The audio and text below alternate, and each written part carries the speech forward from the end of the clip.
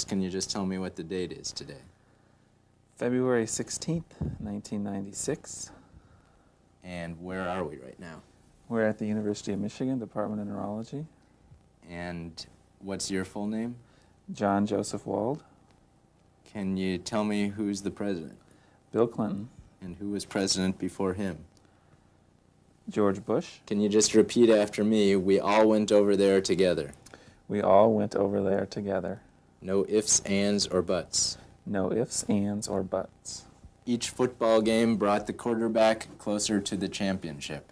Each football game brought the quarterback closer to the championship. I'm just going to give you a math problem. Suppose you went to the store to buy 6 pieces of candy, and they cost 12 cents each. How much change would you get from $1? 28 cents. Good. What is 100 minus 13 divided by 3? 29. Good. These will seem like silly questions, but if a lion was killed by a tiger, which one is still alive? The tiger is still alive. Is my aunt's uncle a man or a woman? He's a man. What do an apple and an orange have in common? They are fruits. What do a basketball and a grapefruit have in common? They're round or spheres. What do a tent and a cabin have in common? They're shelter. What do a painting and a symphony have in common? They're works of art.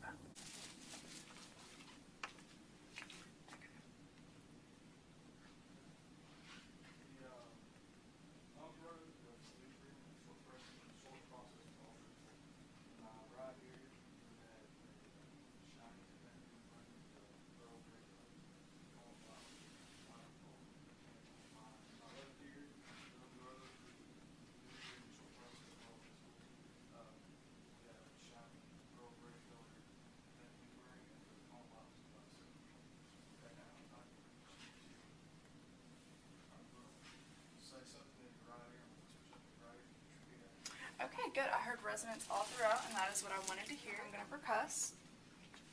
I'm going to start in the right lower quadrant, upper right quadrant, upper left quadrant, and lower left quadrant. Okay, I heard general timpani around your stomach and dullness up in your liver and spleen, so that's what I wanted to hear. Start with your brachial. Relax for me. Good. Good. Now we're going to do your tricep. Relax for me. Good. And relax for me. Good. Now we're going to do your patellar. Good. Good. And now we're going to do your Achilles. Good. All of your deep tendon reflexes were a good 2+. Hi, my name is Wendy and I'm a physical therapist and I'm going to be demonstrating both the medial and lateral hamstring reflex. The patient lies prone with the knee flexed to 20 degrees. You identify the medial hamstring tendon with your thumb. Using the broad head of the reflex hammer, you're then going to hit your thumb, feeling for a contraction of the hamstring. Then for lateral hamstring, it's the same procedure. Moving on to reflexes. So the two main reflexes are, of course, the patella. Okay.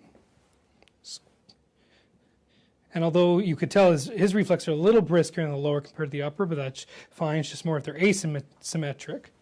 And then moving down here, lifting his leg up for the Achilles. And that's good. I'll move over here. And it's good. And then what we can also do is the Babinski, where we actually scrape this at the bottom. And we're just going to scrape it along there. And he retracts a bit, but he doesn't do the positive response, which is the toe going up. And yeah, the toes really actually are neutral, maybe slightly down going. So those are the reflexes. Okay. So checking the two reflexes, the patella and the Achilles. If you just putting my hand under here a little bit, and then I can feel it against me. Good. And then a couple ways you can do this is just like that, and I can still feel it there. Or what I can actually do is put my hand on the base of the foot and hit my hand, because that'll also give a kick back. And same thing over here. It's a little bit awkward on this side, but he still has a good reflex, and like that. And again, doing the Babinski, and it's down going, and down going. So everything's good with reflexes. I'm going to have you relax that arm, and I'm just going to check her C7 here. And you can see she kind of reacts. Even her her lats kind of kick in here, and she gets really kind of hyper-reflexive down in this area. It's a very unusual presentation. I'm going to check her biceps. I need you to relax. C5. We're hyper-reflexive there. C6. Okay, so see how quickly she reacts there. So from there, she had the same presentation on that side. Then we went down here because she's hyper-reflexive. We thought we would do the lowers. Okay, and she's quite reactive. And notice she has kind of a little clonus there with that. S1, we do her reflex, and she even develops clonus on the left side when we do that. Okay. This video demonstrates the lower extremity reflex examination. To perform the patellar tendon or knee jerk reflex, have the patient seated with her legs dangling and off the floor. Tap briskly over the patellar tendon, inferior to the patella with the knee flexed. You should observe knee extension. Alternatively, this reflex can be performed with the patient in the supine position by supporting the knee in slight flexion and tapping over the patellar tendon. To perform the medial hamstring reflex on a patient in the seated position, slightly externally rotate and abduct the thigh. Then, place your finger over the tendons of semimembranosus and semitendinosus, the medial hamstring tendons, and tap briskly. You should observe contraction of the medial hamstrings or knee flexion. To perform the Achilles tendon or ankle jerk reflex, have the patient seated with her legs dangling and off the floor. Place the foot in slight dorsiflexion and tap briskly over the Achilles tendon. You should observe plantar flexion. Alternatively, this maneuver can be performed with the patient kneeling or with the patient supine, again by ensuring slight dorsiflexion of the ankle prior to heel strike. Okay, Shannon, so I'm just going to run through some reflex tests on you first of all. So if you just stay sitting where you are, I'm just going to tap this against your knee, okay?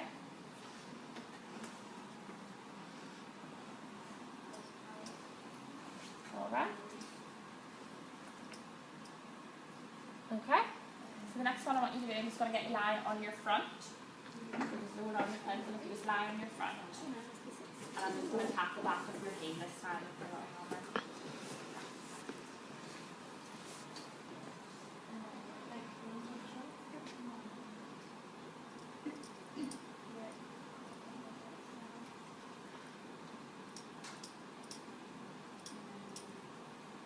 Okay, and then finally, if you just, or come back sitting up, and I'll just, and then this time, might be a little bit ticklish. I'm just going to run the back of this tool just along the sole of your foot, okay? Okay, perfect. Well, fine. Let's check your reflexes here now. We did biceps, brachioradialis, triceps, biceps, that's brachioradialis and triceps. That's why I never stand in front of anybody when I do this one. Okay, there you go. Good, +2 equal and active reflexes. Lift your leg up and just let me take the weight completely of your leg.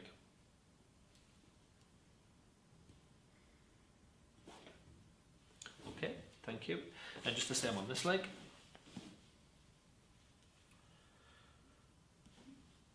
Okay. Can I just ask you to put your leg in a similar position as we had before, just with your knee out and your ankle, just like that. Okay, and just the same on the other side.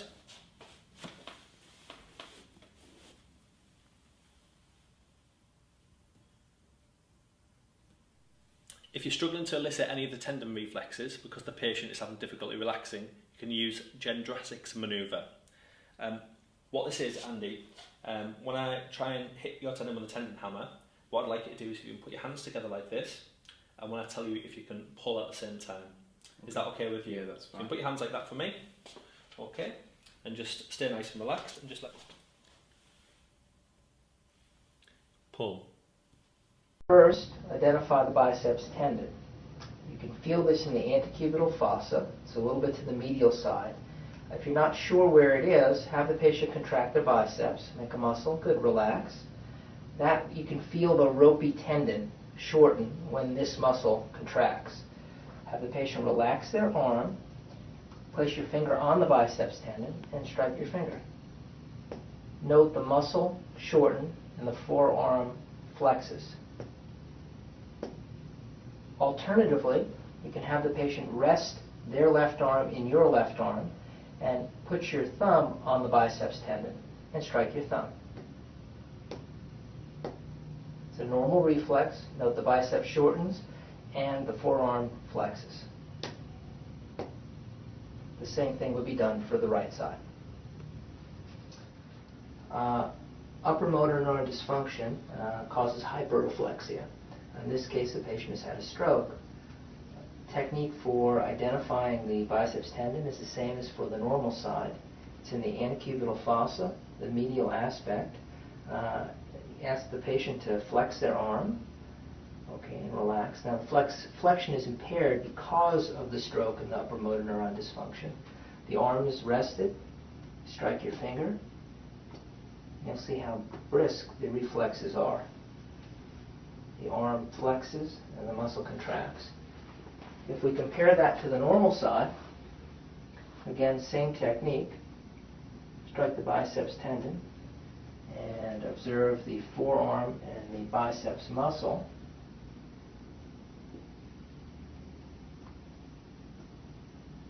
You can see that the forearm flexes and the muscle shortens, but it's nowhere near as pronounced as the other side. Hyperreflexia can be demonstrated in the patellar reflex. In this case, the patient has suffered a stroke affecting the left side of the brain. The patellar tendon extends from below the patella, which is right here.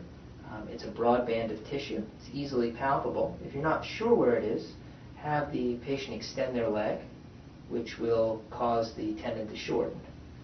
And you can strike directly on the tendon.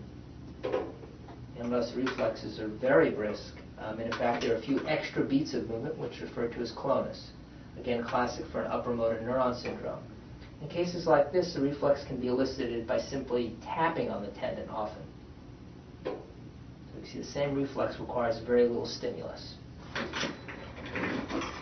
Compared again with the normal side, patella tendon, again extending from below the patella. Strike on the tendon. So that would be a normal reflex and certainly diminished compared with the side that's hyperreflexic. Patellar reflex. The patellar tendon extends from below the patella, which is the kneecap. Roughly, it's a broad band of tissue that's right in this region. If you're not sure, have the patient extend their leg, and you can feel the tendon shorten and relax. And you can either strike your finger or just strike in the region. Notice that the leg will extend, the lower leg.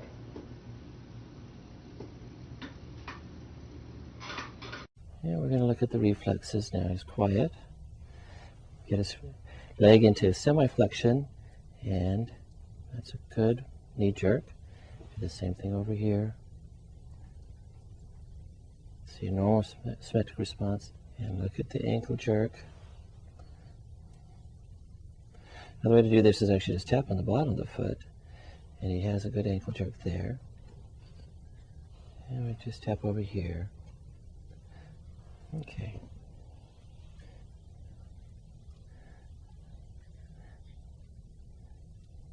Good biceps.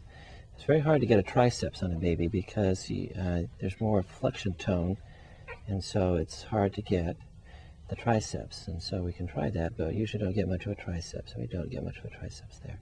So when you come along like here, I'll first go and check out the Achilles tendon reflex, and he's got good reflex here like that. Taps.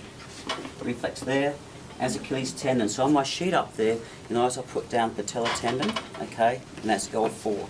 Now we're going to go down to your Achilles, you go like that, tap, see how he jumps? Real easy. Got a nice reflex there, tap here, a few chaps, okay?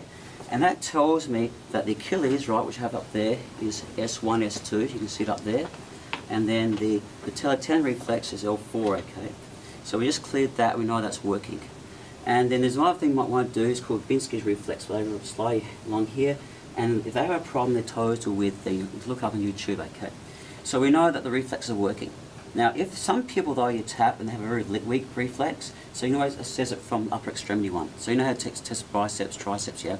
So you can see this one's like great, and this one's like not going, okay, or maybe something's going on with it, you know, L4. Then after that, we jump into sensation, okay? That's your next part of your nerve testing. So go on the outside here, just touch like there. Can you feel that? Mm-hmm. Okay, look, this is S1 on the outside here, right? On the top of your foot is L5. Can you feel that? Mm-hmm. And then on the inside along here is L4. Can you feel that? Mm-hmm. So he's got good sensation there, and same, you can feel S1, L5, can you feel that? Yep. And then L4, correct. Mm-hmm. And then on the top of your leg, on the outside is S1 right there, you feel S1 there, you feel S1 there, and on the thigh here is L4, L4. And I'm going to try to elicit the biceps reflex here on this side by hitting my own thumb. And there's the reflex. On this side, I'll turn my hand over. If I'm standing in front of somebody, I'll turn my hand over, put my thumb here.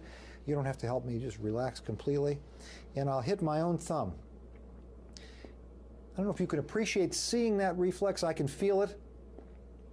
Often in young people, particularly young men who have big muscles, the reflex can be dampened somewhat, but you can virtually always get it. There's the biceps reflex. Now for the triceps, you can actually cheat a little bit because the tendon of the triceps is way down here and the muscle is up there. So in fact, you don't really have to put your finger over the triceps. A lot of people do, just to remind themselves and to remind others that you should not hit the muscle directly. And you can do that by putting your thumb here over the biceps tendon and your second finger over the triceps tendon, and then just hit each of them sequentially to bring out the reflex. And you can see that triceps reflex, I think, very nicely. It's easy to, you can cheat a little on this one, drop it like a dead weight, you say to the patient, just relax, let me hold the limb, and you can hit it right there and get the reflex. Do you all see that reflex happening? There it is.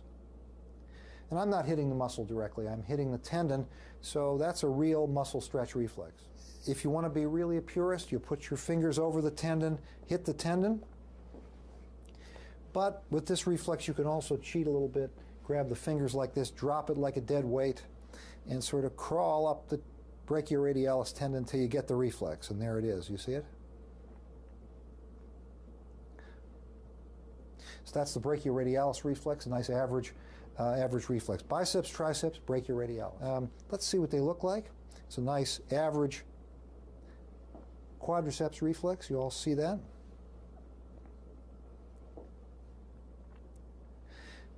You don't have to worry about putting your finger here because remember the quadriceps muscle is above the patella and the tendon is below the patella, so no problem doing that without having to... Now you notice when I do it, don't grab the hammer way up here and sort of hit like this. Have a terrible time getting the reflex. Let it swing. You don't have to hit it hard. Let the hammer do the work. That's what's nice about these nice Babinski hammers. And you come down here, and again, I don't have to put my finger over that tendon. Tendon's way down there near the heel, and the muscle is way up here. But you can see that takes the foot right off the ground. It's got a nice average reflex. Let's see what that quadriceps reflex looks like. Give it a good pull. And you can see that makes the reflex bigger. If you let your jaw hang open, let me tap. He doesn't have a jaw jerk, a reflex when I tap his jaw. I think all these have a similar meaning. Tap on one side, tap on the other side. We don't see any of those. In many old people, you do. If you tap around the face jerks, jumps, moves, puckers, and yet the person is otherwise a normal person. We're going to do your reflexes, okay? So we're going to do biceps first. Good. And then we're going to do tricep.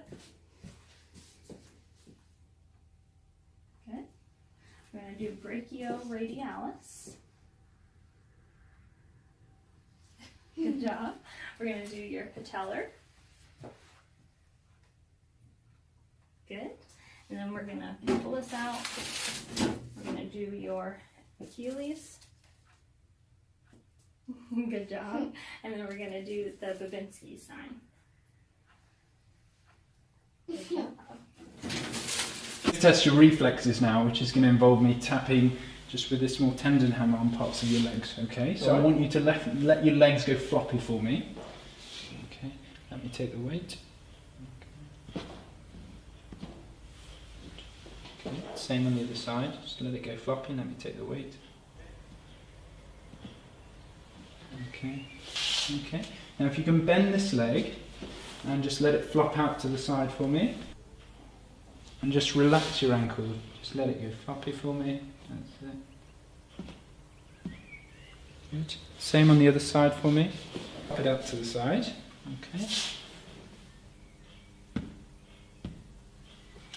So, next I'm going to test your reflexes. So we're going to do your triceps first. Just relax your arm in my hand. Very good. Do your brachial. Alright, and your radial. Okay, we do the other side. Very good.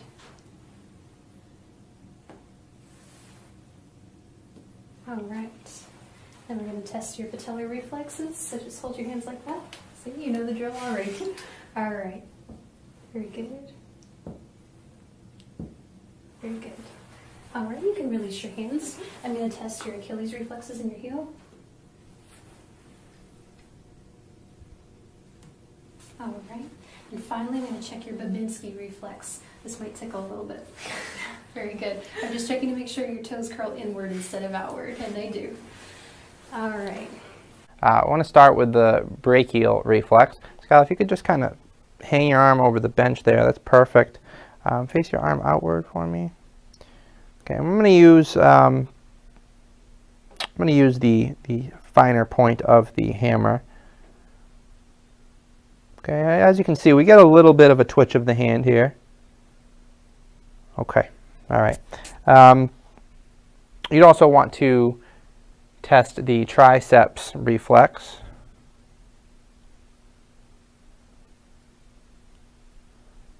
Okay, not so much of a reaction there. I think that's more to do with my lack of practice with those reflexes. But that is the area that you would perform that in.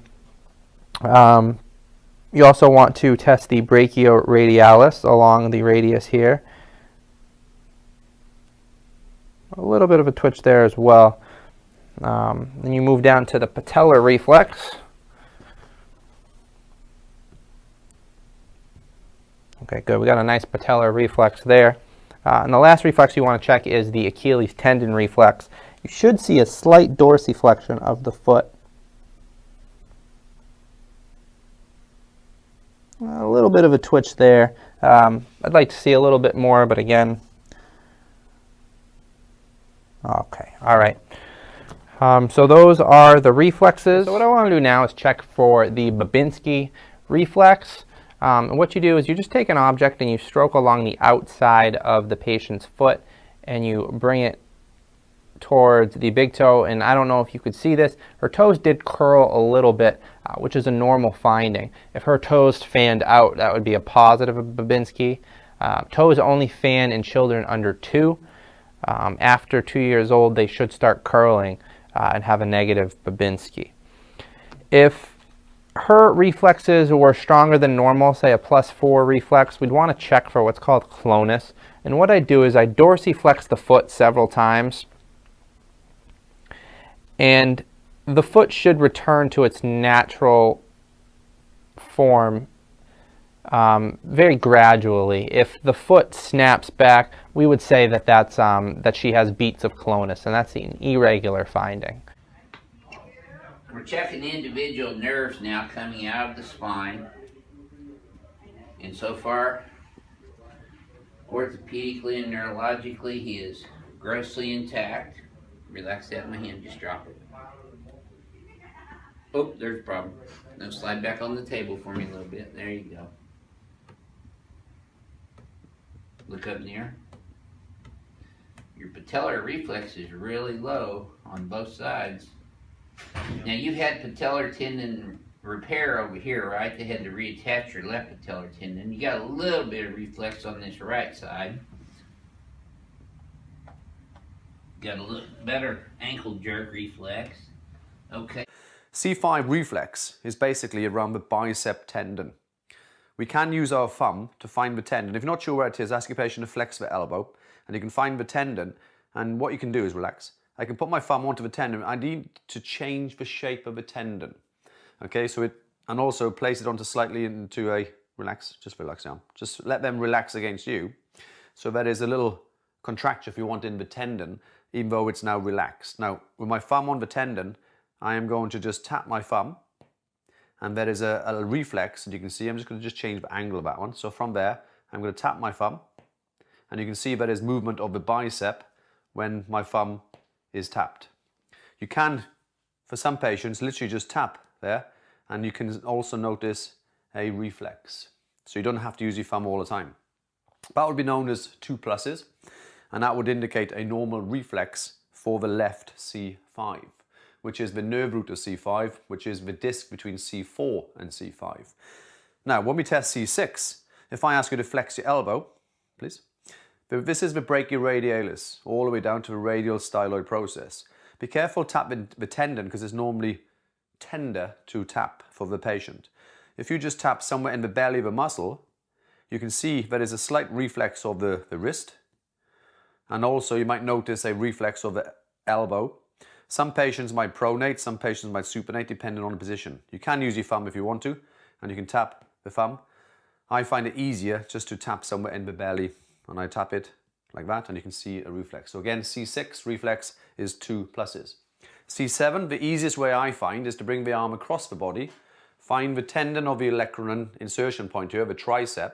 So the tricep comes in to the olecranon, and then be careful on pressure here, and then tap, and you can see a reflex within the tricep belly, and that is elicited through the C7 nerve root, okay, which is between C6 and C7 disc. So that would be 2 pluses for C5, 6, and 7. The next two we're going to focus on is L4. We're going to bend the knee slightly. You can use the thumb over the patellar tendon if you want to. You don't have to tap it. You can literally just bend the knee slightly and then tap, and you can see the reflex. This is L4 test, and again, that is a 2 plus.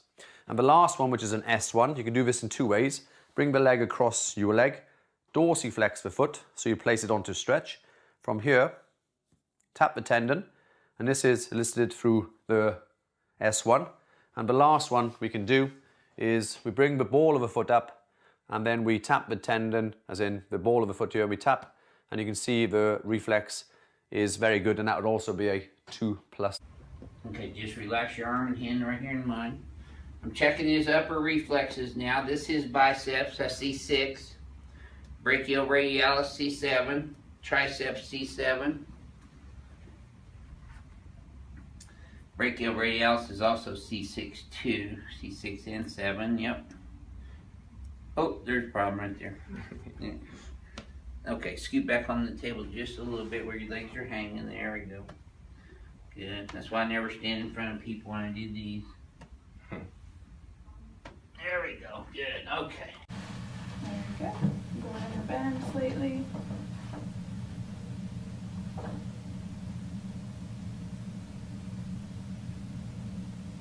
Good. Tricep reflex intact, noted by contraction of the tricep muscle. And on this side.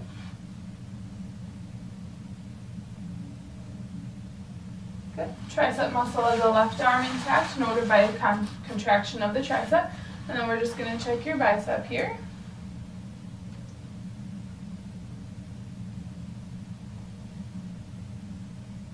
Good. Bicep reflex intact, noted by flexion and contraction of the bicep muscle. Check your left arm here. Good. Left bicep muscle intact, noted by contraction and reflex of the bicep muscle. Good. Popliteal reflex felt. indicated by flexion of the lower leg, and again. Good.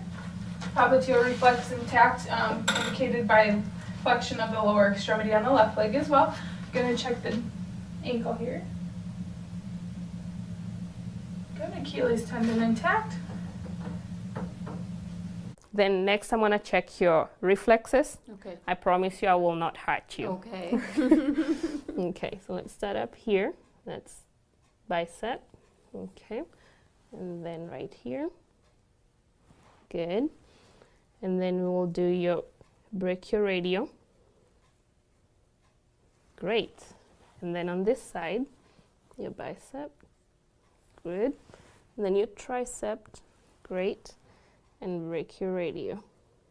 Great. That is good. Then I'm going to check your reflexes. Right below your patella, this is your patella reflex. Great. And then on the other side. Good. And then we'll check your Achilles. Just hold your leg. Great. And on the other side. And good. I'm going to look under your feet. Good. I do not see any lesions there. And I'll check for a reflex called Babinski. And that is good. Your toes are not flaring. And then on the other side, your feet looks good. And great. So all your reflexes are intact. I do biceps, brachioradialis, triceps,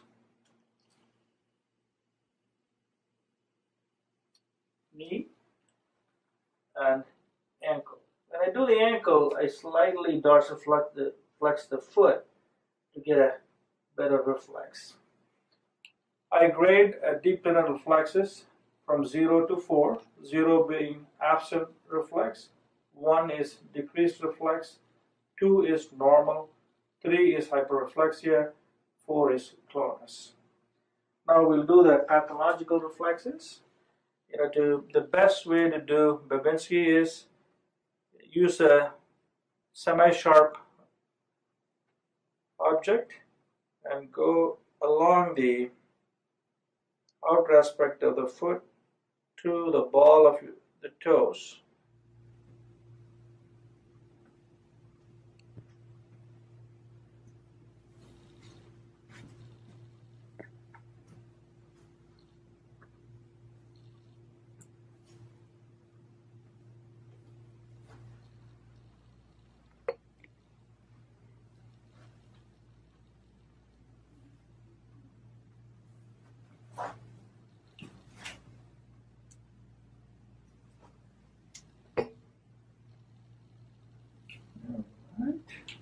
Ever have your reflexes taken and wonder what the heck the doctor's doing or the physical therapist is doing? Reflexes provide some information about your nervous system. The muscles that we tap with a hammer, the tendons that we tap with a hammer, give some sensory information back to your spinal cord. Your spinal cord sends some information back to the muscle and makes it activate. So it gives us some information about the integrity of that loop of the nervous system, depending on what muscle we're tapping. So if we get information out of the quadriceps muscle, we get some information about that particular loop. If we do it in different tendons, we get different information about different nervous system levels. So it's part of our assessment. If you've ever wondered why you're getting your tendons tapped with a hammer, it's because we're looking for information about your nervous system, and it gives us some information as to where to go from there, but depending on what we find. So now you know. Now, when we test in the reflexes of the lower, L4, we test S1, and there is an L5. It's a struggle to get it, but there is one we can use on the hamstrings, but I'll show you that shortly. When I test L4, I'm going to bend my patient's knee, find the patellar tendon, or the ligamentum patelli, as it's medically known as here. I tend to hold the hammer with my finger or thumb, and then find the tendon and just tap. And then you can see there is a response within the quadricep. That would be known as 2 pluses, and then that would be a normal response. If I could not get a response, then I could call it a 1 plus, or maybe even a 0 in terms of a reflex testing. So to me, that will be testing the L4 reflex. Now, S1 we can do in a couple of ways.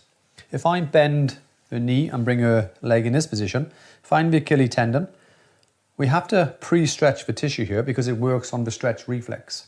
So for instance, in this case, the Achilles tendon, which is the gastrocnemius part of the muscle, which is via the tibial nerve, which is part of the sciatic nerve, but is innervated mainly by the S1 nerve root. So if you have a problem between, say, L5 or S1 disc area, and then the S1 nerve root is affected, and then you might find that this reflex is going to be diminished. If I dorsiflex your foot and use 2 fingers on the plantar surface, and then using the hammer, I'm in this position, and then around the Achilles tendon here, so I'm going to literally tap, and you can see there is a plantar flexion response. Watch again. Not so good. Let me just change the angle. And again. So that would be a 2+. Now, I can also elicit a response. So this is, you've got the medial and lateral plantar nerve here. So if I use 2 fingers and dorsiflex, and then I tap in somewhere in the ball of the foot, you can also see a response of the plantar flexion. So that would be a 2+ response, which is normal. For the L5, if I get you to have a line in front, please. Remember, I've been testing the right leg, but it's probably easier for the demonstration if I use the left leg. Now, if I bend the knee, and if I ask you to flex the knee, please. So we find the semitendinosus will go to the pes anserinus area, so semimembranosus. So if I let the leg just relax on me, like this, let go, and if I come over onto the semitendinosus, I'm going to use my thumb in this case, and then I'm going to come onto the tendon and just apply pressure so I change the shape. And then I'm going to use my finger on a patella hammer, and I'm going to tap my thumb, and you can see there was a response. So this is the hamstring, and it's mainly coming from L5. So watch happen again. So on my thumb, and you can see there is a contracture within the muscle. So again, that would be a 2+ grade for the L5 reflex. So now I'm just going to do some percussion around. I'm just listening for resonance throughout your lungs.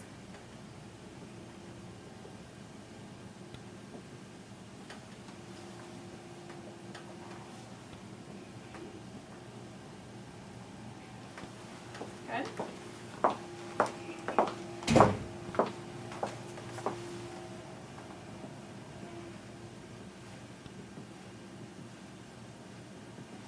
Good.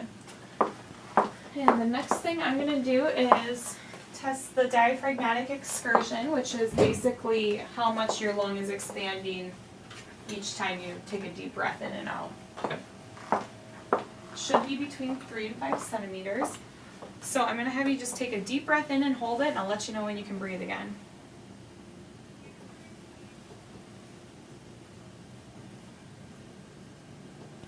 Okay, you can breathe.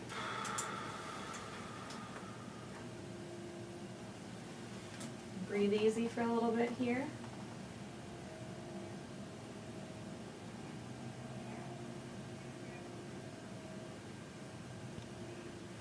Okay, and now the next one, I want you to take a deep breath in and then out and blow it all out like you're blowing on a birthday candle, and just hold it out.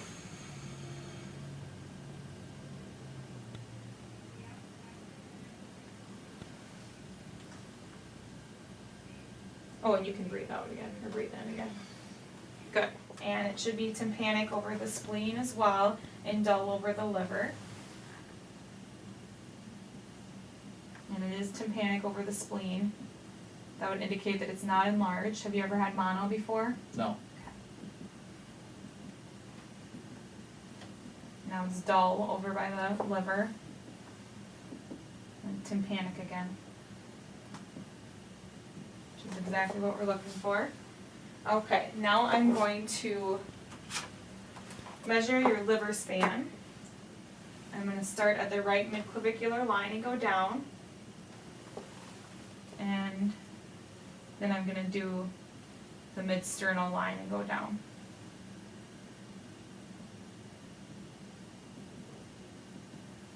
And there's the top of it. Work right with my pen here.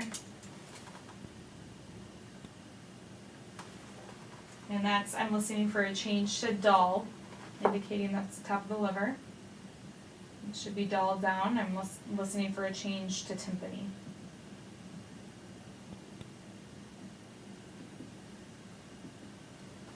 There's the change right there.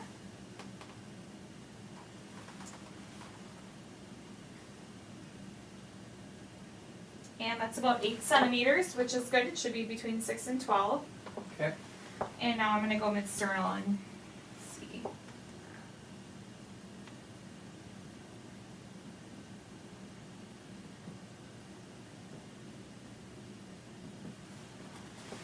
And there's the change there.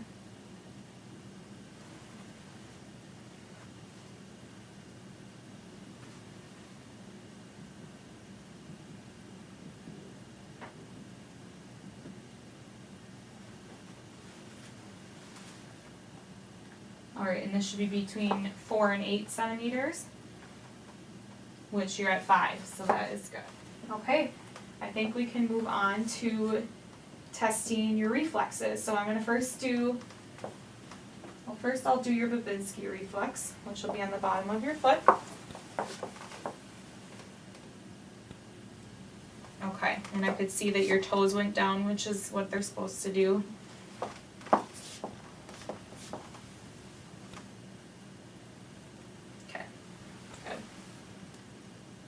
Alright, I'm going to test your biceps, triceps, brachioradial, and your Achilles as well. So let's start with your biceps on this side.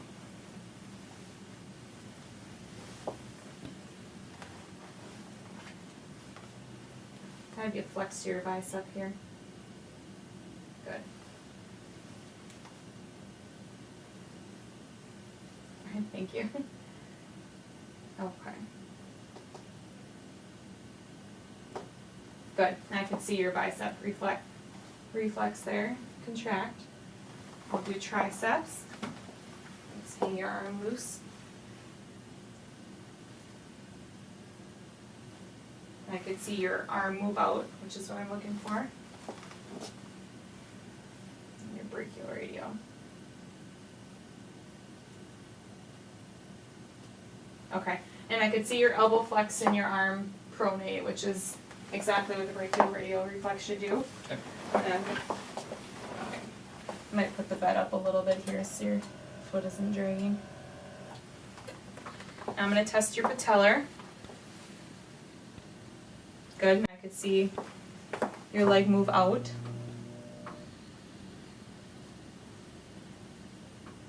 And I could see it on that one too. Now I'm going to test the Achilles.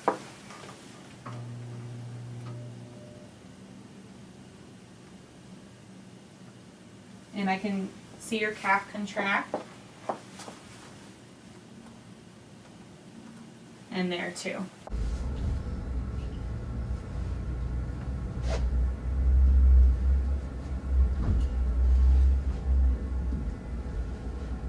Could you, when I say 1, 2, 3, after 3, could you grit your teeth like this? Okay. So 1, 2, 3. Good, okay. And relax. So just try without that. Okay, good. Well done. Now, do you think you'll be able to bend this knee out slightly and put this foot on that leg? And bend that to the side. That's a bit difficult, don't worry, that's fine. Just relax your leg down. We'll do it like this instead. I'm just going to test your ankle once. Bend it a little bit. Good. Good. Relax. It's only this one, so we'll bend that tiny bit. Good. Well done. So we'll see if she has that super strong stretch reflex, right?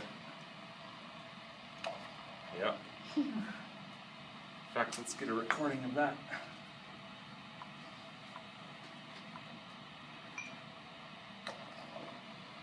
Yeah, kind of off the charts there. That's a big one. It's a really big one. Okay. For the biceps reflex, semiflex the elbow and place modest pressure with your thumb on the biceps tendon. This is located in the medial part of the elbow crease. When you have tensed the tendon, strike your own thumb. Now move behind the elbow for the triceps reflex. Take care not to strike over the medial aspect of the olecranon in case you hit the sensitive and occasionally exposed ulnar nerve. Place your fingers or thumb on the distal part of the radius just above the styloid process and strike your own fingers.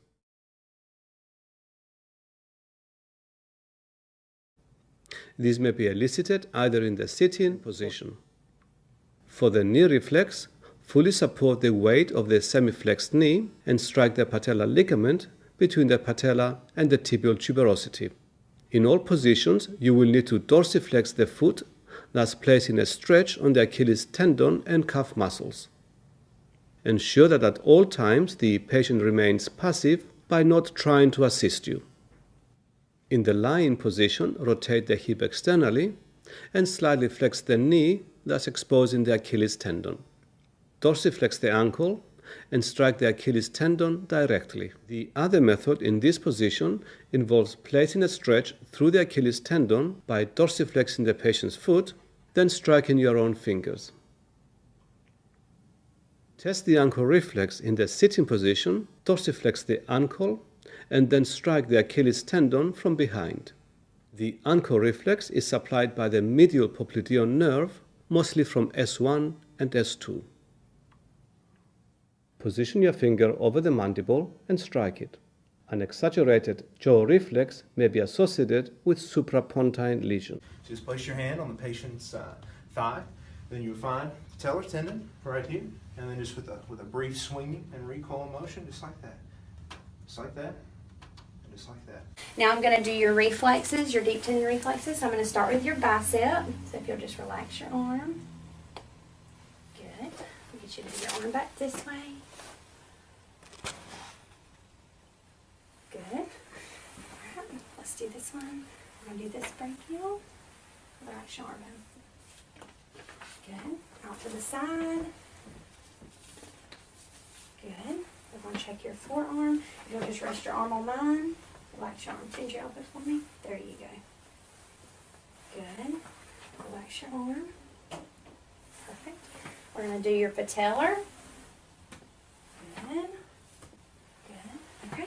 Now I'm going to get you to actually put your knees on this table just like this, because I'm going to check your Achilles. Okay. So if you'll just sit up on your knees right there. Perfect. I'm going to get you right here on the back of your foot. Good. Good. Can you see that horsey?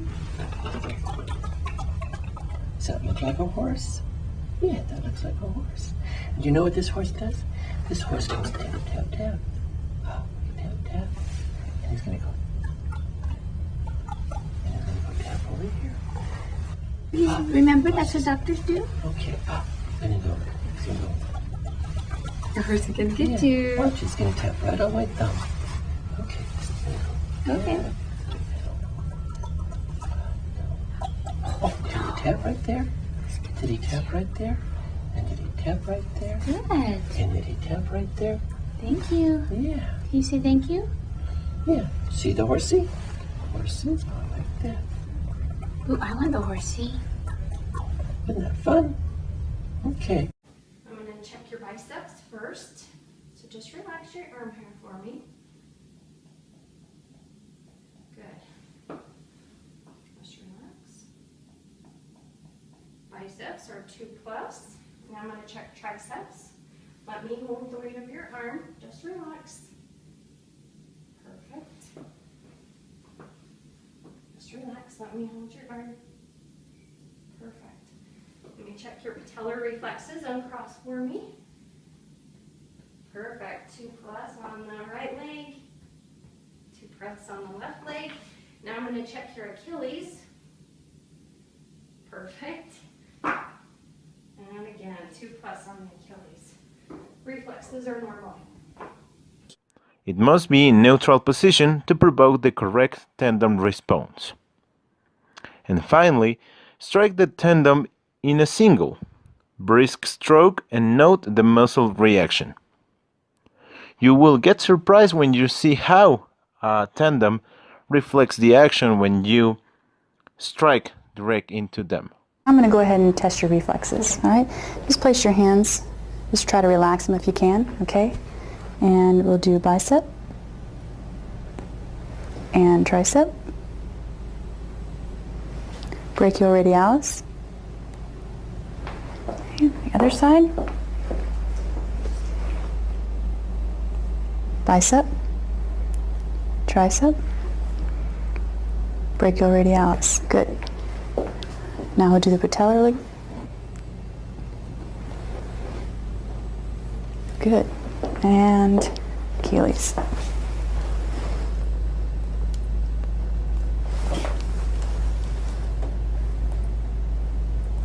And finally, Babinski's.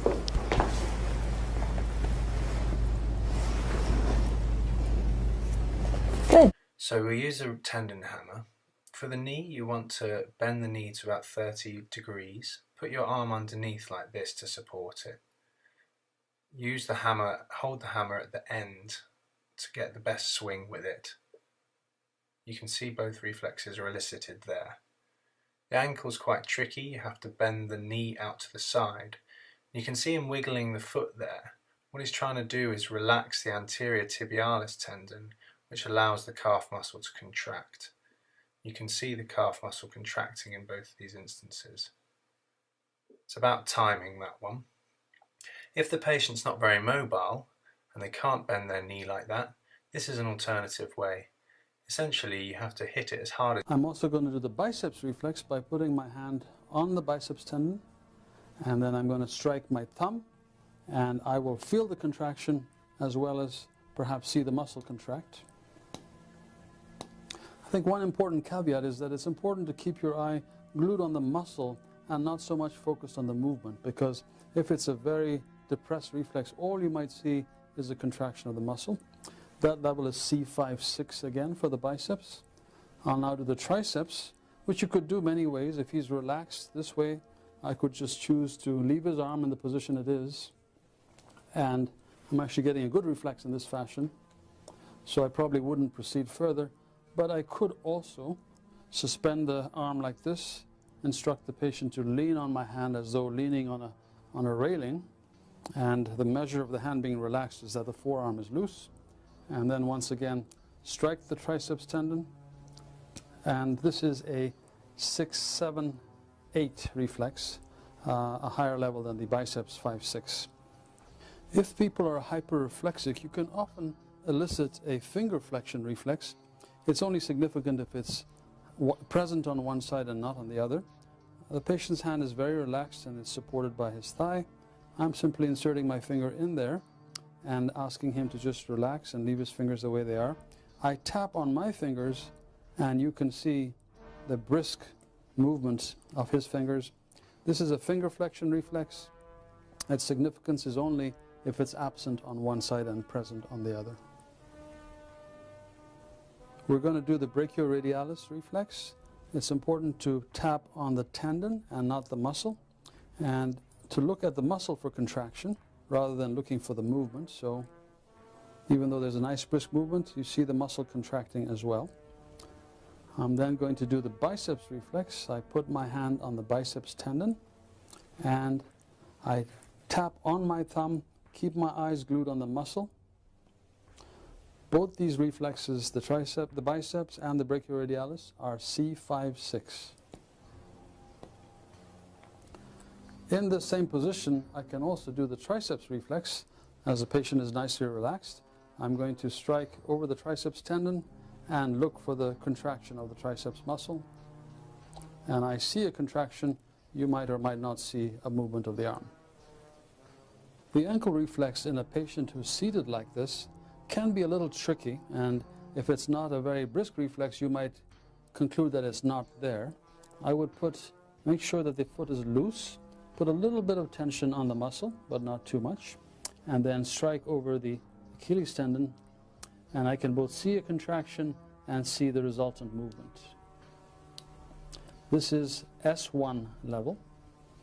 This is a great example of how this hammer gives you a great advantage over a little Taylor hammer.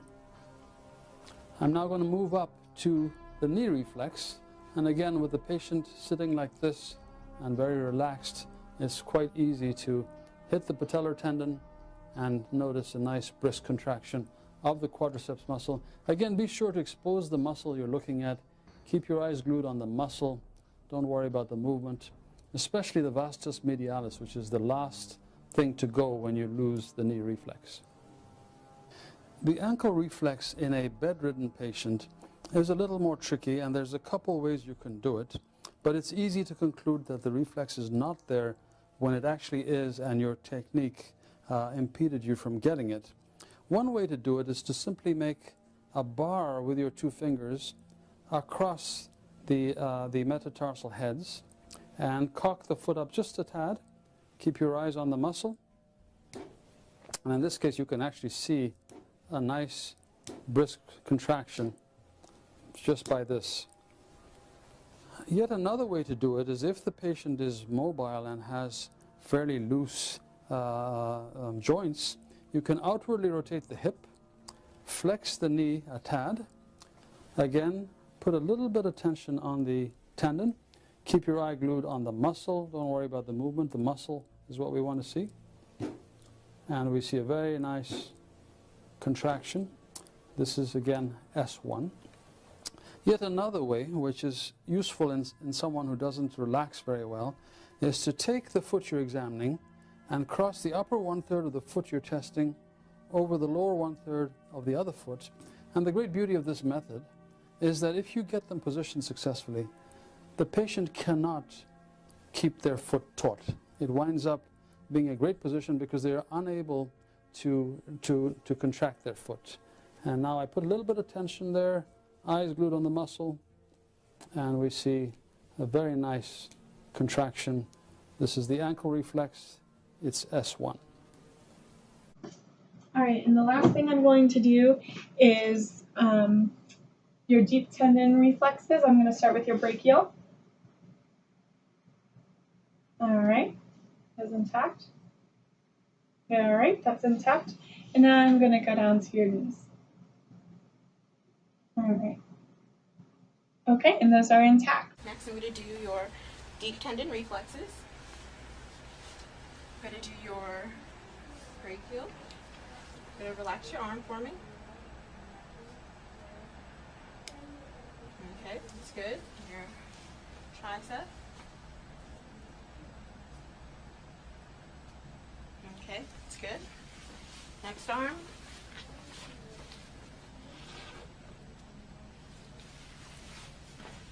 Next arm. Good. Gonna do your patellar on both of your knees and your Achilles.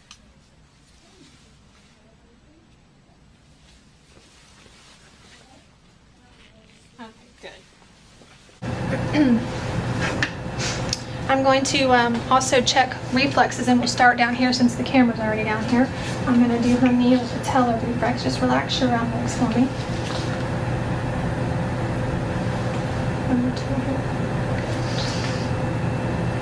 Good. And then on the Achilles, just relax your hand in my foot here, or your foot in my hand here. Good. Good. Let me bring this back up a little for you. Okay. And then I'm also going to check her brachioradial reflex here. Good.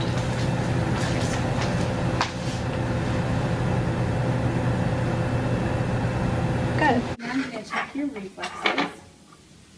So I'm going to start with your brachioradialis for C5, C4, or sorry, C5, C6. So just put all the weight on me and relax, okay? Okay. And now for the biceps, put all the weight on my arm and relax. Okay, and that was for C5, C6 as well. And the triceps for C6, C7, C8. Good. And then we'll do this side. So the brachioradialis, just relax and put all the weight on me. Good. For C5, C6, and then the biceps, there you go, put all the weight on me. Okay, for C5, C6, good, and triceps for C6, C7, and C8. Good. Now I'm going to do the patellar for L2, L3, and L4. Okay, and Achilles for S1, S2. Okay, and then the plantar for S1, S2, L4, and L5. Okay, and the patellar over here, so L2, L3, L4, and Achilles, S1, S2.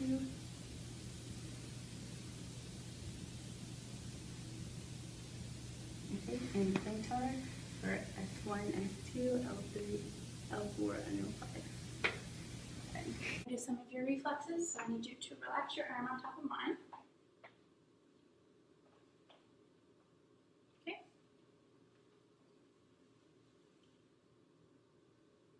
Good.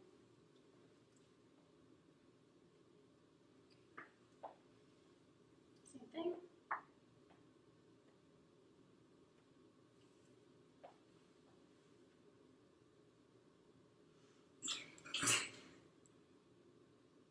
Test a few more reflexes. Just relax your leg for me.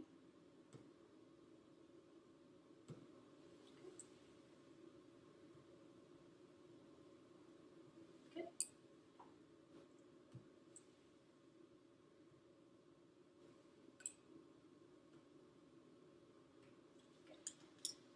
So next thing we're going to do is check her reflexes. Just relax it right in my hand. Good. Good reflex there on the right biceps. Good reflex on the brachioradialis. And good reflex on the triceps. Now this is the problem arm, so we'll see if this one's different. Much lower reflex. On that side it's +2 equal and active. That was a good one. And that was a good one. So she does have a C6 nerve problem here. Now I'm going to test reflexes. And we'll start with the biceps. And again, just let your arm just rest right there.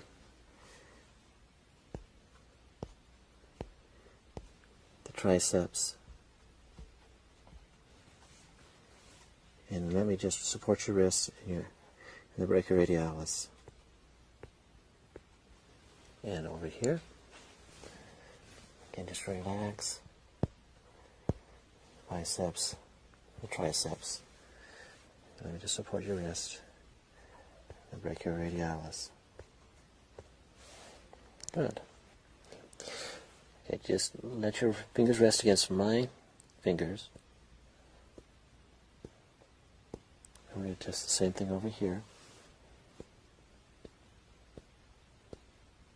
Okay, good. We're now going to test reflexes and start with the knee jerk. Just relax totally.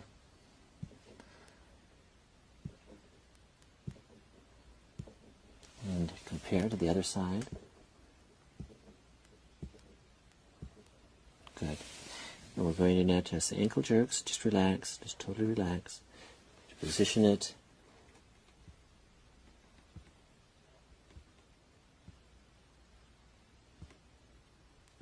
Good. And we're going to try the other side. Again, just totally relax.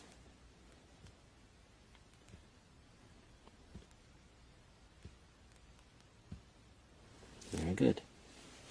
I'm going to jump right into the evaluation here, and I'm going to talk to you about how I kind of like to put this in order. And like some of you already know, I always like to start with reflex testing. And so I'm going to take his arm right here. I'm going to check C7. Notice I stand back now. Notice how brisk that is. So when you do a reflex test, it's a quick hit and very, very brisk. Okay? Now we're going to do C5, biceps. Not so brisk, it's really suppressed actually. And C6, very suppressed, I don't even get anything there. We're going to go C7 on the left side. Relax that arm, let it drop right there. Okay, a little brisk there. Not too bad, not as bad as the left side. We're going to check C5.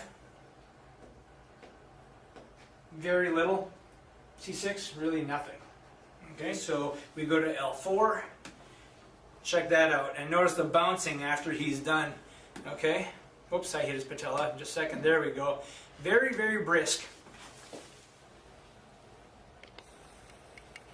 And I really don't get any splaying or extension of the big toe. Now we should examine the ankle jerk. Ankle jerk examination, how to perform it. There are 3 ways to examine the ankle jerk. The hammer should be held in this way, not in this way, and never in this way. This is the way to hold in the hammer.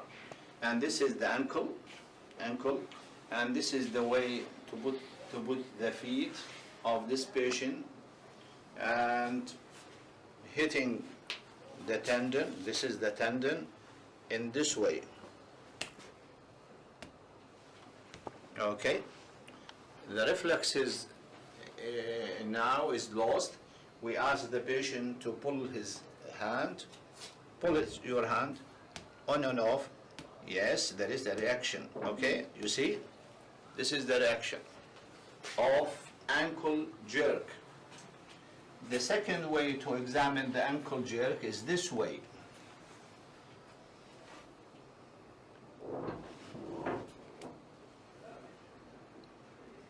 Okay, that is the way of ankle jerk. You get a contraction of the ankle jerk.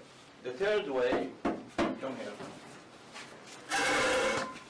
There is a third way to examine the ankle jerk. You can examine the ankle jerk in this way. افتح صق رجليك، افتح. افتحها. That's the ankle jerk. Okay? First thing I want to show you are his reflexes. You can see we're a little hyperreflexive there. C7. C5, I really don't have much here. C6, slightly hyperreflexive. C7, we're hyperreflexive there.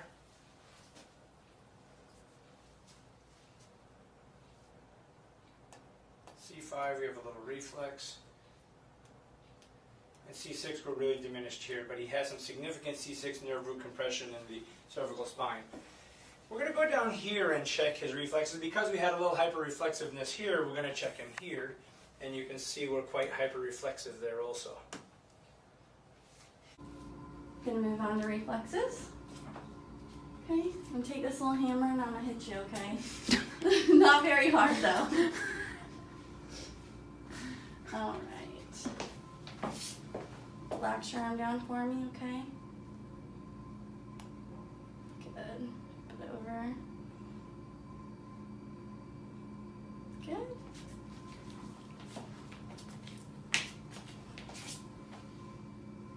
Relax it for me. Good. Wonderful. I'm going to hold your arm up, okay? Let it hang and let me hold it, okay? Good. Alright, same thing on this side, okay? Let me hold it. Let it relax. Good. Good. Okay. Alright, we're going to do your knees now, okay?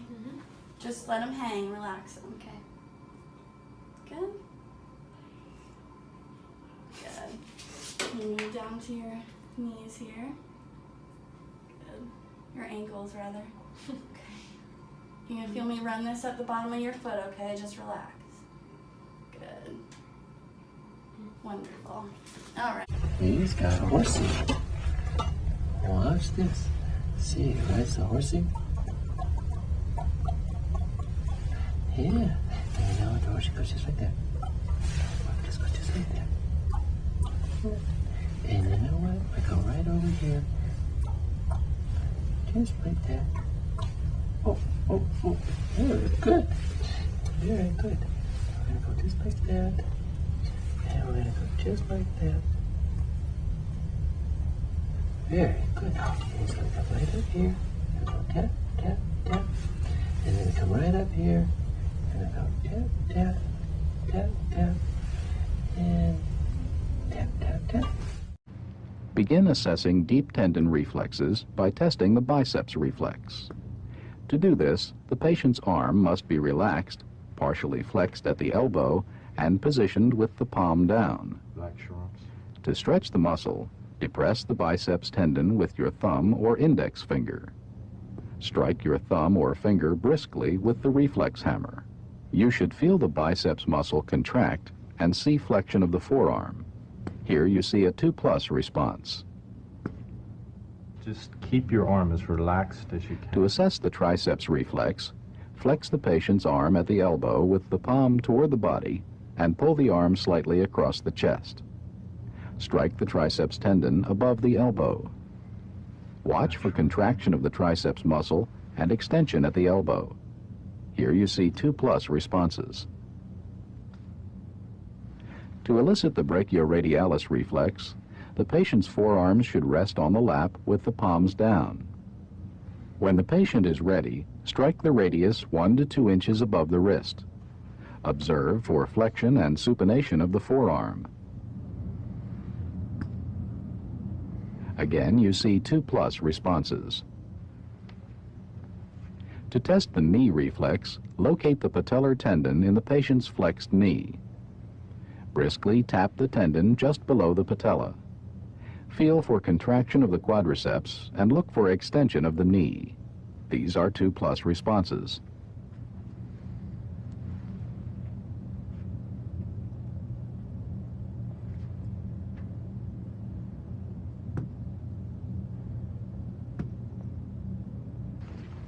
To test the ankle reflex, extend the patient's leg somewhat at the knee, dorsiflex the ankle firmly, and strike the Achilles tendon. Feel and watch for plantar flexion. These are 2+ responses. Now, if leg reflexes are symmetrically diminished or absent, use reinforcement. Have the patient lock his hands and pull just as you test the reflex. To reinforce arm reflexes, ask the patient to clench his teeth. For a patient who cannot sit up, all of these tests can be performed with the patient lying down. Biceps reflex, triceps reflex,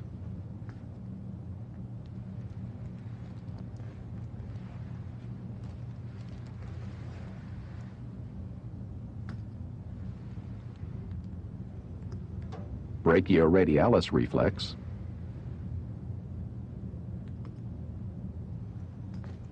knee reflex,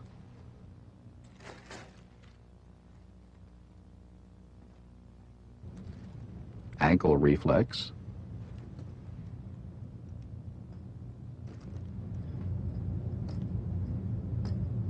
plantar response,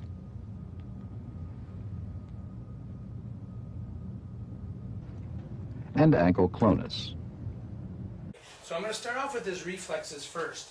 And we're going to go upper for now, and then we're going to work to the more significant areas. So C7, that's a 3+, quite hyperreflexive.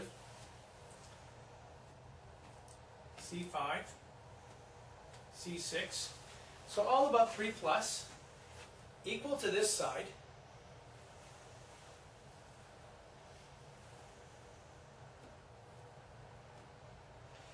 And then we're going to check his L4 on the left side. Quite hyperreflexive. S1. Okay, now we'll be careful on this side. Okay, so L4. Okay, and look, we have some clonus in the leg. We can stop it by pushing on the Golgi tendon organ just above the knee. That's a significant sign of some sort of myelopathy going on or upper motor neuron lesion. So what we'll do here is we'll gently dorsiflex him, we'll check his S1, and it actually activates his L4. He's so hyperreflexive. He's unable to dorsiflex the big toe. He's unable to dorsiflex the foot against the tone there. And his inversion and eversion are about 2+/5. Just tap on your knees.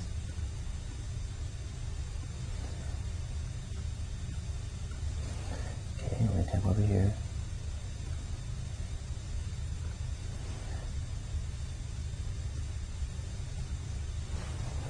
We're going to tap on your ankle. you can relax. A couple beats of clonus.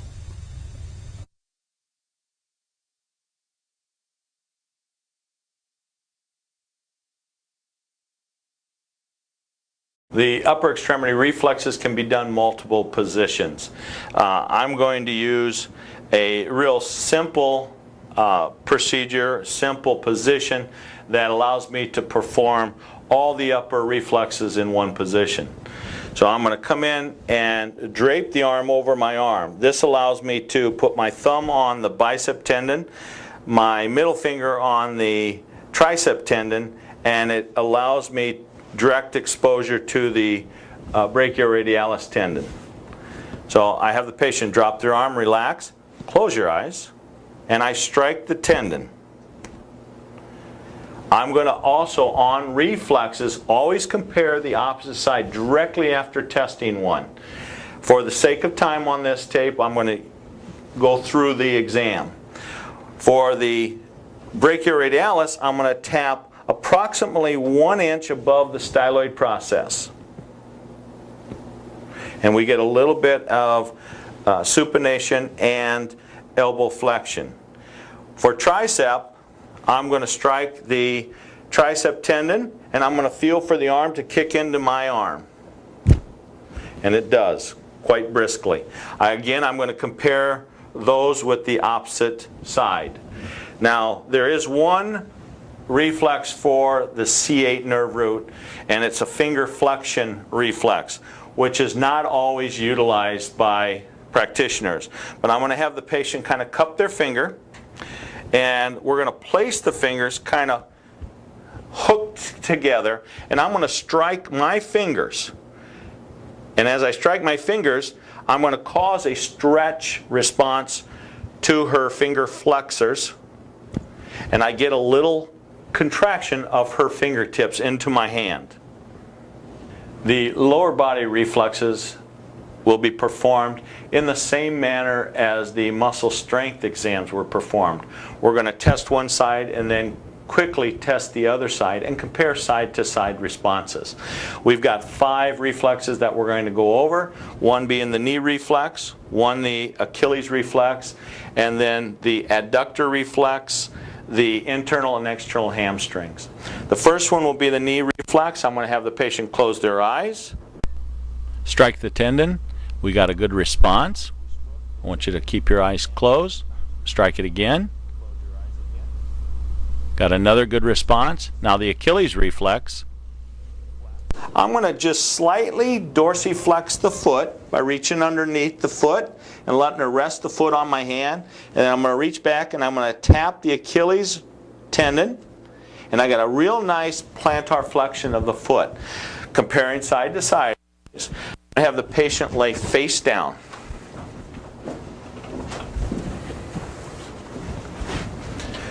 Now we can do the adductor, internal and external hamstring all in this position. If I'm going to test the adductor, I'm going to have the patient medially rotate the leg.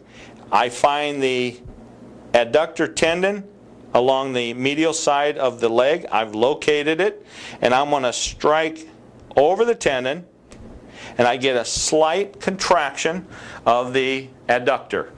For the internal and external hamstring, I just have the patient lay flat. I locate the tendon by slightly having the patient bend her knee against resistance, bring the leg up. I'm going to push down. And the tendons pop out quite easily.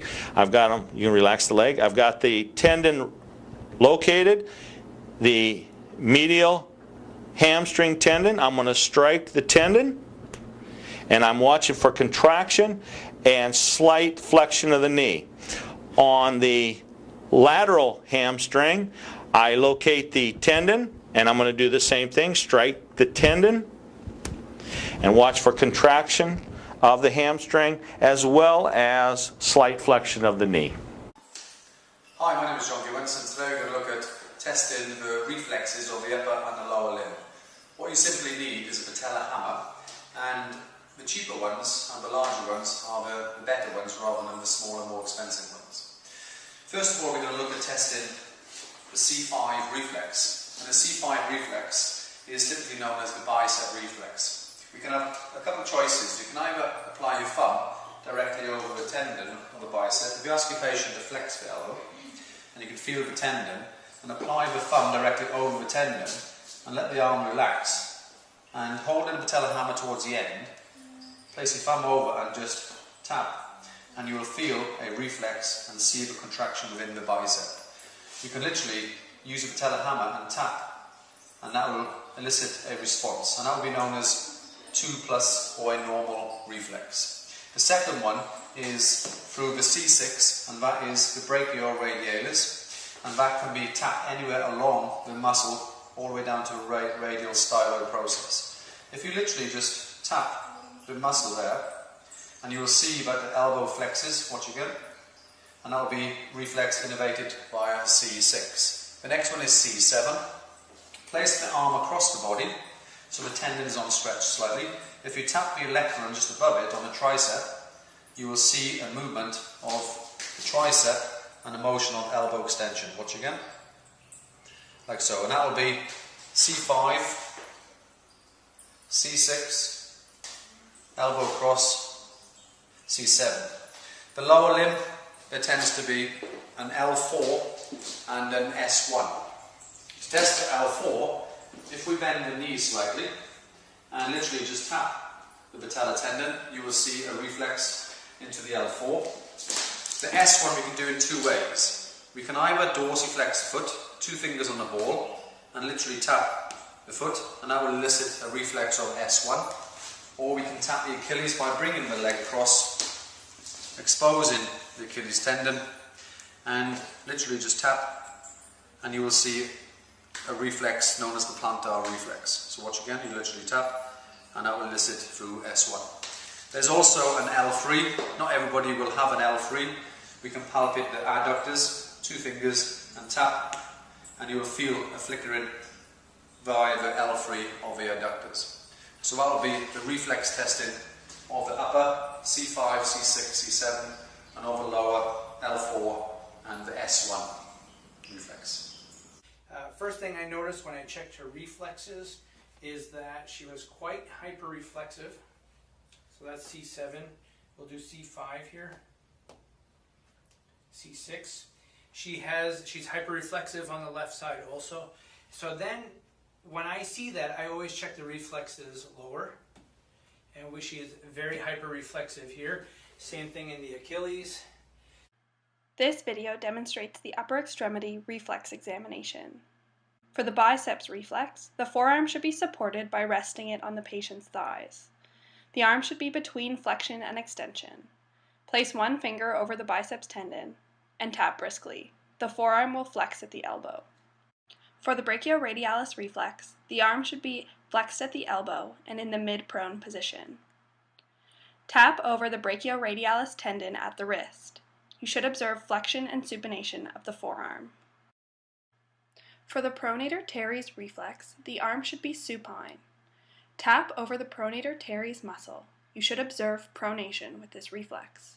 Observe the difference between the pronator teres reflex and the brachioradialis reflex carefully.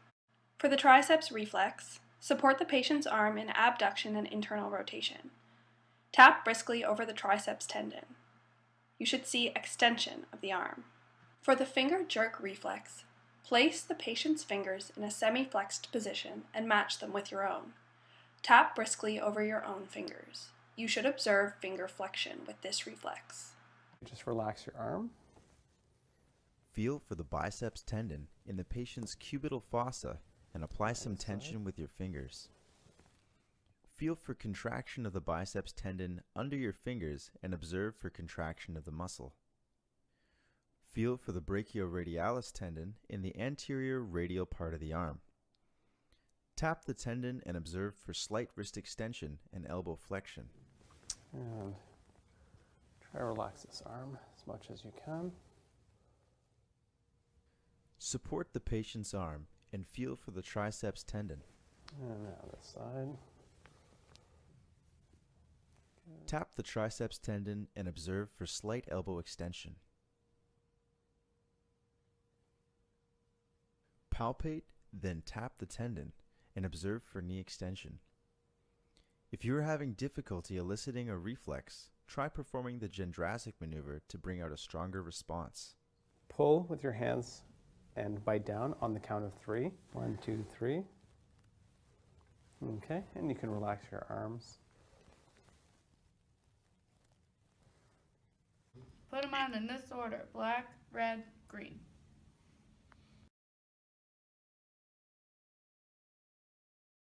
Press play when you're ready to record, and don't forget 5 seconds of baseline. Have your test subject close their eyes, and as soon as you hear the tap, have them kick their leg out as fast as possible. You'll want to test this at least 5 times. When you're ready to start recording, your recorded data should look like this. And you should find the time in this circled area.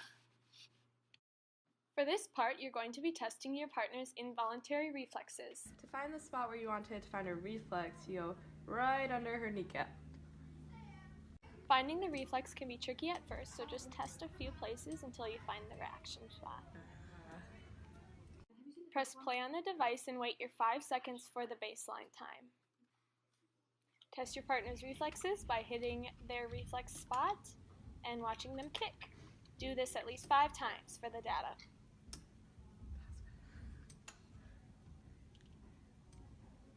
In part 3, we'll be testing the reinforced involuntary reflex. Press play on the device. Don't forget to record 5 seconds of your baseline.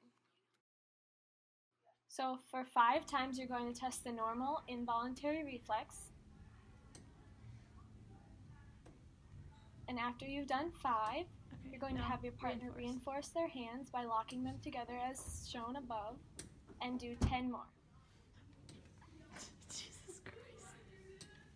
You got great reflexes. Oh, the green one came. In order to find the max potential, get past your 5 seconds of time and scroll through until you find a number that is above 1.5, like here. That is your max MV. And then scroll down a little bit until it dips back down to the lowest number in the next couple seconds. So like right here, the 0.69.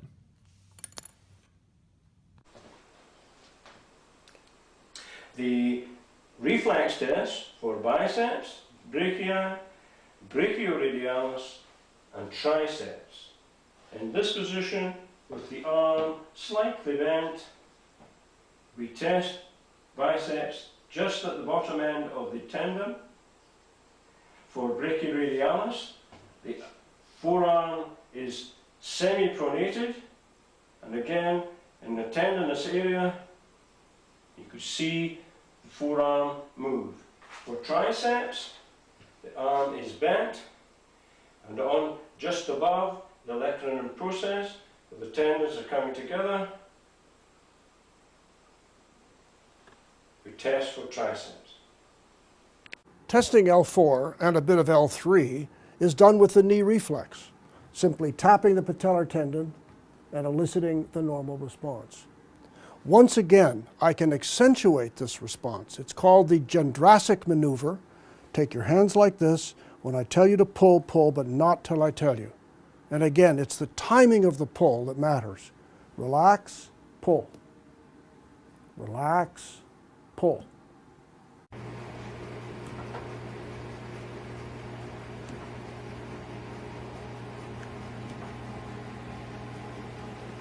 See that horse?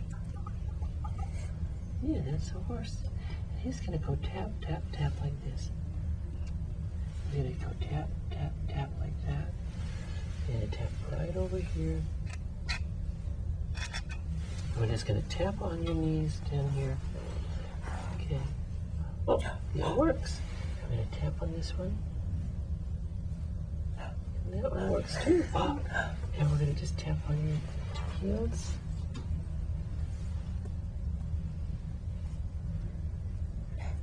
I'm going to tap on this one. And we're going to wiggle your feet. We're going to wiggle your feet. Oh, wiggle, wiggle, wiggle. And I'm going to wiggle this one. Wiggle, wiggle, wiggle. What's that? What's that? While I check your knee With the reflex, patient's I'd like knees you to flexed clench to your 90 hands and degrees, try and pull test the them apart. patellar reflex. Support the upper leg with your hand, so that the lower leg hangs loosely.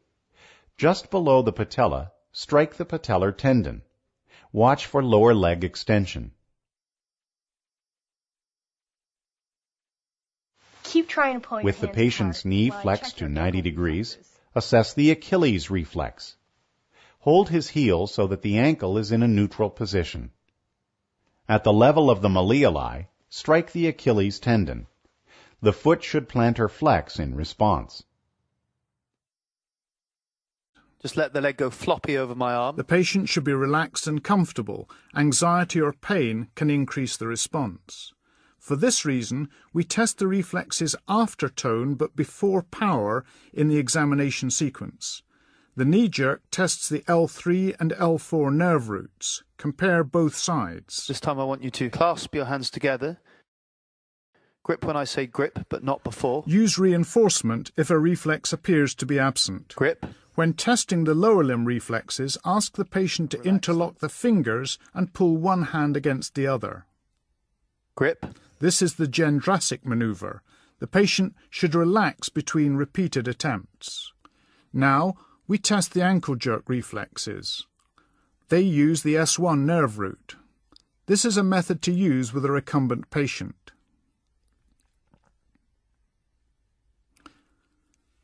Specifically looking at the quadricep reflex, patellotendon reflex, and also the Achilles tendon reflex.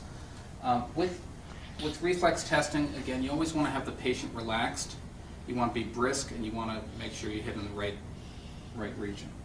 With this test, we'll check on the patellotendon, have the patient relaxed, distracted, and give a nice brisk test. It's very good reflexes there, and then also tapping there. Occasionally, I'm not even going to use a hammer. I can just use the side of my hand and we'll get the same reaction. I would say she's a 3+ in this case. She's a little bit hyper-reflexive with that, but not pathological. Just probably a large cup of coffee earlier than this. Checking the Achilles tendon reflex, we're going to slightly dorsiflex the foot, putting a stretch on the plantar flexors, and then I'm going to tap the Achilles tendon, and you'll feel pressure down into your hand, and you'll see your foot jump a little bit too. I'll switch hands so you can appreciate that, see that a little bit better. I'm going to tap, and her foot goes down. Again, she has very good reflexes. If you do get patients who don't have a good reflex response, whether it's upper or lower extremity, you can distract them, something called the Gendrasic maneuver, where you'll take your hands like that, and you're going to pull them apart. So you ask them to pull them apart while you do the reflex testing. In her case, we don't need to do that, but if you're not getting that, you can either talk to the patient to distract them, or again, the Gendrasic maneuver, having them pull apart like that. So lower quarter screen reflex testing. The patient is positioned in an upright position with their legs hanging from the table. The examiner locates the patellar tendon.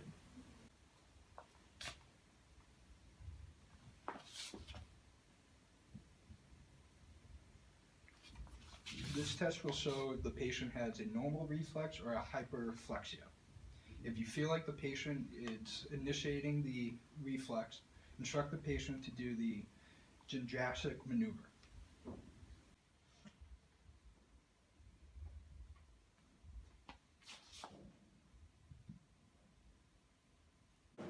So I'm going to start this by having you just relax your arm up here. All right, I want you to be really, really relaxed for this to work. And you can talk to Amy over there. Hi. While you're Hello. doing this. I have, the way I'm going to do this is have him flex a little bit so I can find that tendon and then have him relax. You really have to be relaxed or this will not work. You also have to hold pressure on the tendon pretty firmly. You can see my thumb is on there pretty firm. Use the pointy part of the reflex hammer and you have to give it a good whack. And I could feel his tendon moving, but what I'm looking for is for his fingers to move, which I did not see. There we go, now we saw a little movement there. Okay, and then we would do the same thing on the other side. You put your arm up here. Again, I'm going to have him flex so that I can feel where that tendon is. I'm going to hold it pretty firmly. Now, I have very poor aim to do it with my other hand, but if you can hit your thumb with your left hand, that would be lovely. I'm not too good at that. Okay, so relax your hand. Talk to Amy over there. Hello, Amy. Hello. Hold it firmly. Oops, I didn't do so well with that. And then what I'm looking for, there we go, it's for those fingers to move. So that one tends to be a little bit stubborn sometimes. When you're trying to do that, it's important for the person to be relaxed. And then we're going to move on to the patellar reflex. Okay, so you're going to feel where that kneecap is, and then right below there is where you're going to hit. And you want the person to be really relaxed. When you hit, you don't want to hit like this. You want to hit loosely, like that. When you hit, it bounces off. All right, so you should be able to get a nice little kick from doing that, which doesn't seem to be working well with this. Are you relaxed? Yes. Are you sure? Oh, well, we got a little one there. Okay.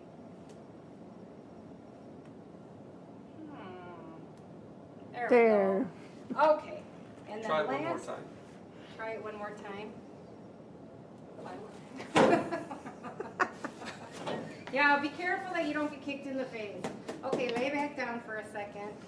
That's okay. I'm gonna get my payback right now. Last thing is the Babinski reflex. So you're going to draw a J up the side of the foot and across the sole of the foot. Normal response for an adult is curling of the toes. So draw up the foot and across. So either no response or curling of the toes is normal.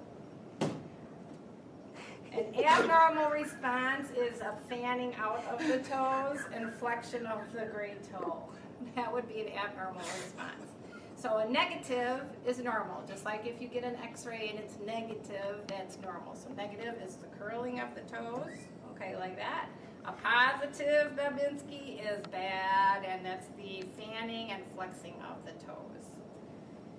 So if I want to do my biceps testing, I'll let her arm rest, and then identify that biceps tendon.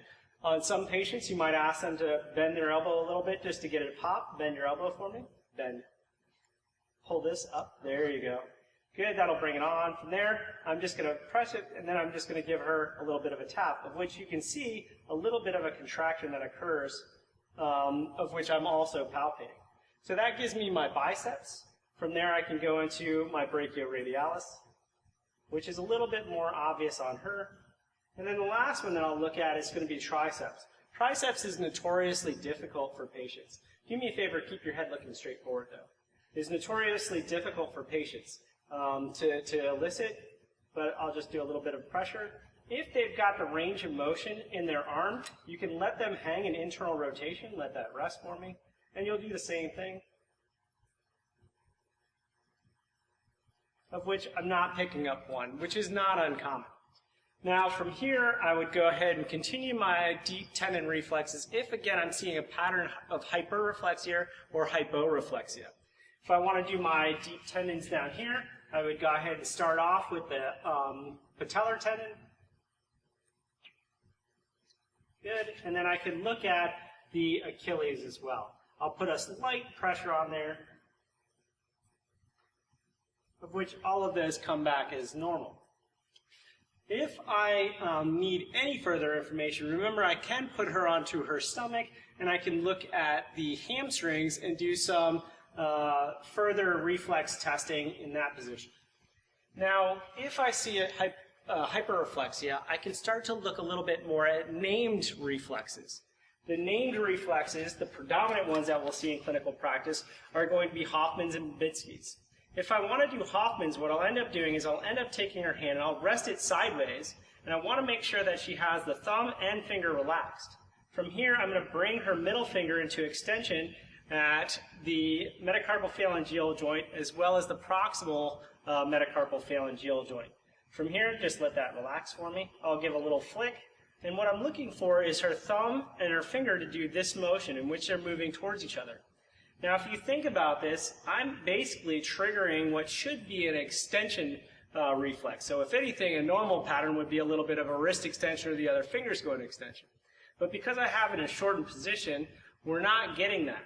In a positive, you end up, because of problems at the upper motor or spinal cord level, you end up having the opposite reflex kick.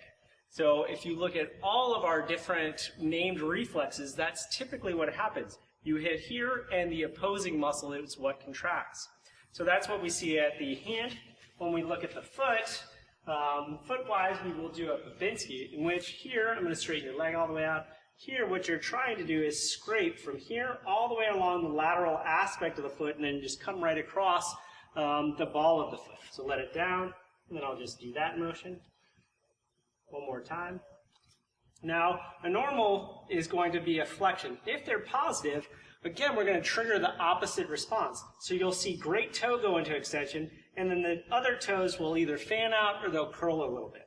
So great toe extension, yet I'm doing things on the flexor side of the foot, of which she's a little sensitive on that one. The last one that I can do that's not necessarily a named one, but still relatively easy to get into, is I can take the ankle, grab onto it, and have a nice firm pressure, and then very quickly give her a movement into dorsiflexion. And what I'm looking for is clonus, which is going to be some beats going back into that plantar flex position. In this case, a positive is going to be 3 beats or more for that test. The final reflex that we'll look at that comes to us by way of article by Chad Cook is going to be the inverted supinator reflex. In this case, what you're doing is you're letting the elbow bend. You're going to go back and you're going to do the same movement same tap on that brachioradialis close to that styloid process. And for a positive on this, you're going to end up seeing finger flexion, or they'll go into a extended position at the elbow. So a little bit of a pop, of which I'm seeing a little bit of wrist extension, and then I'm also not seeing any elbow extension, which tells us that we have a normal test there. So I'm just going to use the broader side of my reflex hammer, and I'm going to hit between the patella and the tibial tuberosity. Okay? So if I can have you look away.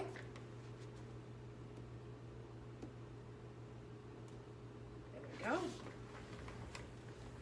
And then we're going to check both sides to make sure that the response is appropriate in your version of normal. There we go. Just hold still, I'll do all the work. I'm hitting my own finger, and you have a 2+ reflex there, 2+ here, and maybe 3+ there. So on this side, just the same. And now for the lower extremities, I feel the tendon and I hit my own finger, and you have a very good response. Same thing here. For the ankle, I just put a little pressure here and hit smartly on the Achilles tendon. Very good. For the Babinski sign, try to relax. I'm going to just tickle your foot. We'll do it with a more unpleasant stimulus. That's a very good response. And while I'm looking, I see you have normal hair distribution, and I check pulses when I'm in this position as well.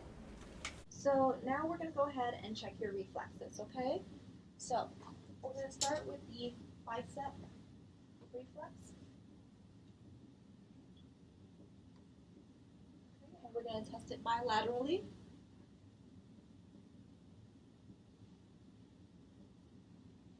Okay. Now we're going to move on to the triceps reflex.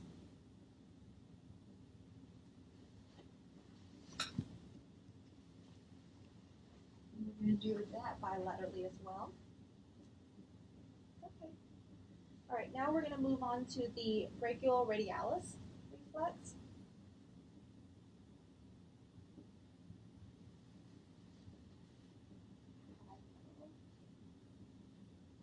Okay. Now we're going to do the patella. I'm going to support your knee here.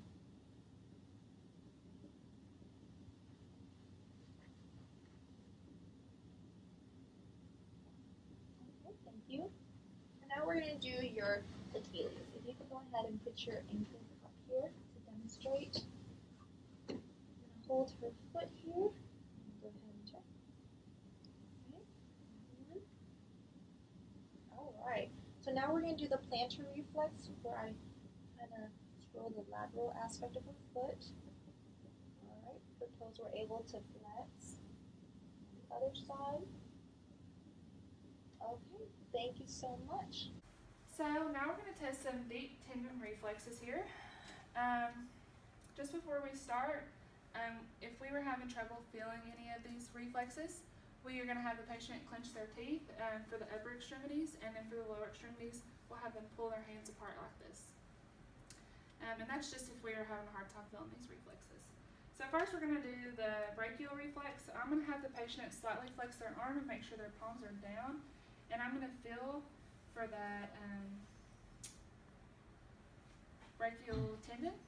I place my thumb right here and then going to strike that. And I'm going to look for any flexion of that biceps muscle and contraction of that foot, or not the foot, sorry. Contraction and flexion of the biceps muscle and extension of the arm. And then we're going to test your triceps. So this time I'm just going to have you hold your arm out like this and just be really relaxed with it. I'll hold it up yourself. So I'm going to hit back here at the back of the triceps muscle, and I'm going to look for extension of this elbow and then flexion of the triceps. So moving on to the brachioradialis. So here, and we would test these on both sides. So about 1 to 2 inches above the wrist, I want to make sure her hand is slightly pronated. And we're just going to test in this area, looking for extension of the thumb and flexion of her forearm muscles. So moving on to the feet, first we're going to test clonus before we test these deep tendon reflexes. So I'm just going to move her foot, dorsiflex and plantar flex, and make it really relaxed. Sorry. And just move her foot and then quickly dorsiflex, and here I'm looking for any oscillations. Now we're going to test the patellar reflex. So here I'm just going to determine where the patellar tendon is. I'm just going to strike that with here, and then we're going to look for extension of that foot and then flexion of the quadricep muscle. Great. And then lastly, we're going to test the Achilles tendon, so the ankle reflex. So I'm going to dorsiflex her foot, so I can feel that Achilles tendon, and I'm just going to strike and look for plantar flexion of the foot. Okay. All right, next thing, Grant, we're going to go ahead and assess your reflexes, okay? We have a couple of them to do. First, we're going to start with the patellar. So go ahead and relax. Sometimes people get anxious, so go ahead and focus on squeezing your arms really, really tight. I'm going to go ahead and test your patellar reflexes here. Squeeze harder. Okay, there we go. We got it. All right, I would normally check bilaterally, but we're just going ahead and do one side for now. You can relax here. Next one we're going to do is the biceps. So I'm going to go ahead and have his arm bent a little bit like this. I'm going to squeeze right here. I'm going to hit my own thumb. Oh, that was good. About +2. His patellar reaction is about +2 as well. Next one we're going to do is the tricep. So go ahead and let his arm hang like this. I'm going to go ahead and strike in between this little notch right there. Okay, so go ahead and relax. Let me get that a little bit better. There you go. Had a little bit of twitch. +2. Okay, next one is the brachioradialis. So I'm going to come over and move this way. You give me both of your thumbs. This way like this. And what I'm going to do is I'm going to strike above this little radial notch. Okay? Okay, had a little bit of a twitch there, so that's a good reaction, +2 as well. Last one, or next to last one is the Achilles. It's going to be a little hard to see. I'll try to raise it up a little bit. So I'm going to hold his foot in a dorsiflex position while striking his Achilles tendon here. Okay, so what we saw, I don't know if you could see it in the video, is that his foot reacted by doing a plantar flexion, which is a normal expected finding. Last one, Grant, we're going to do is the Babinski reflex, which is normally assessed on babies, but we're going to go ahead and do this anyway. I'm going to take off your sock if you don't mind. I'm going to take the edge of my reflex thing and move upwards like this. Okay, good. He had a plantar flexion reaction, which is normal and expected finding. I'll go ahead and put your sock back on. It's a little chilly in here. Alright, thank you. That is your reflexes. I'm just going to percuss here. Good timpani sound. If I were to hear like excessive dullness, I might suspect an obstruction or something like that. That's a nice sound right there. Good. I'm going to move to this side so you can see what I'm doing. I'm going to start here. Resonance, resonance.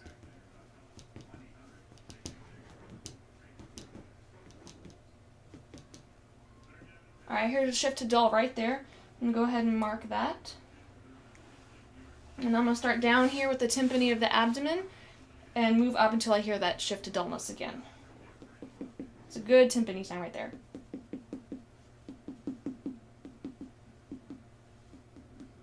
And that's right where I hear a shift to dull. So I'm going to go ahead and mark that. So I'm going to go ahead and find that last rib here. Okay, put my finger in that intercostal space. And go ahead and breathe in and out.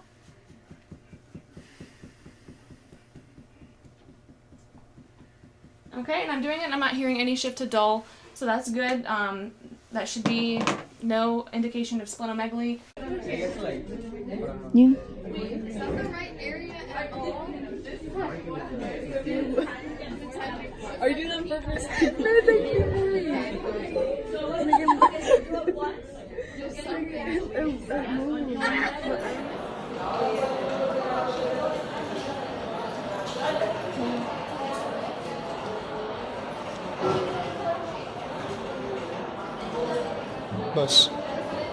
The biceps tendon can be localized in the antecubital space, and it dives medially here. And the way you localize this is you can feel and have the patient flex their arm, and you should feel the tendon itself pop up right in this area. Push firmly with your thumb or your finger right over the tendon, and you're using the small point of the reflex hammer to strike your own finger, and you should see flexion of the arm and contraction of the biceps muscle.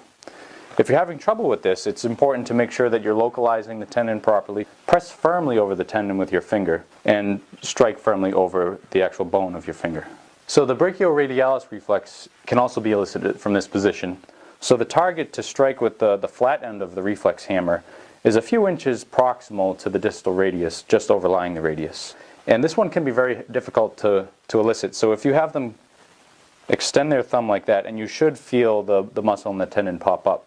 And you just strike right over the radius, and you should see a slight flexion of the arm, often seen as kind of a flicker of the thumb. Another way to do it is similar to the biceps reflex, is to firmly place your finger over the area of the tendon and then strike your finger. And you should see a flicker of the hand there. The triceps tendon extends from the triceps on the posterior arm and then inserts over the olecranon. So the best way to localize this is to just feel the proximal borders of the olecranon, and you can have the patient extend their arm, and you should feel the triceps muscle and the tendon move there. Localize the tendon, and then use the small point of the hammer. You strike that, and you should see contraction of the triceps muscle as well as extension of the arm. Alternatively, another way to do this is to have the patient's arm totally limp so that you're taking all the weight, and you're striking in the same area again, so just proximal to the olecranon, and you should see extension of the arm and contraction of the triceps. Use the small point of the reflex hammer to strike the tendon, and you should see extension of the knee and contraction of the quadriceps muscles. It's often useful to keep your hand on the patella itself to make sure you're not striking the bone, as this can be uncomfortable for the patient. The Achilles tendon extends from the gastrocnemius and soleus muscles of the calf posteriorly over the ankle and inserts on the calcaneus of the heel bone. To localize the tendon and the target for the reflex, you can feel the bony borders of the calcaneus, and just proximal to this you should feel the tendon itself. And to make sure you're in the right spot, you can ask the patient to plantar flex his foot, and you should feel this tendon move. So to actually elicit this reflex, you want to have the patient totally relax his leg, and you apply slight dorsiflexion with your hand. And then using the flat end of the reflex hammer, you strike the tendon, and you should feel and see plantar flexion of the foot as well as contraction of the calf muscles. A possible normal variant in elderly patients especially is to have a reduced or even absent Achilles reflex. One simple but very common reason why some students have difficulty eliciting the responses is that they're simply not striking hard enough.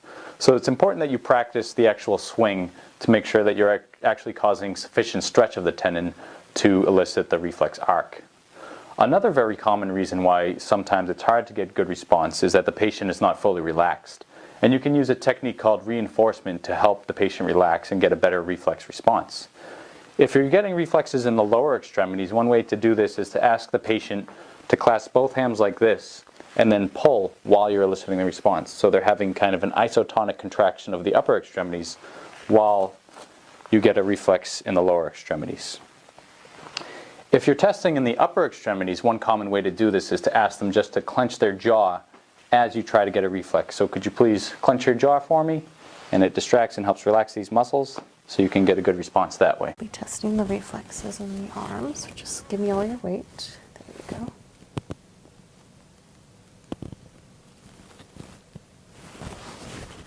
Not super duper reactive, but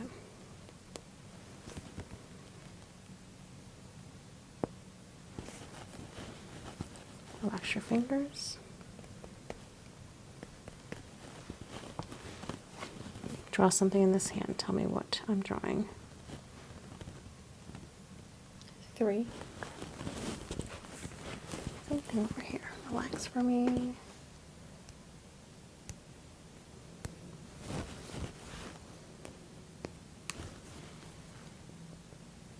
Some reflexes aren't super duper brisk, but is that normal for you?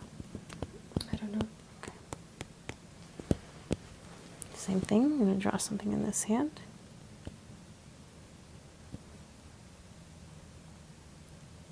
A number? 1. 7. Correct. Close enough. 1, 7. Similar structures. Okay, uncross the legs for me.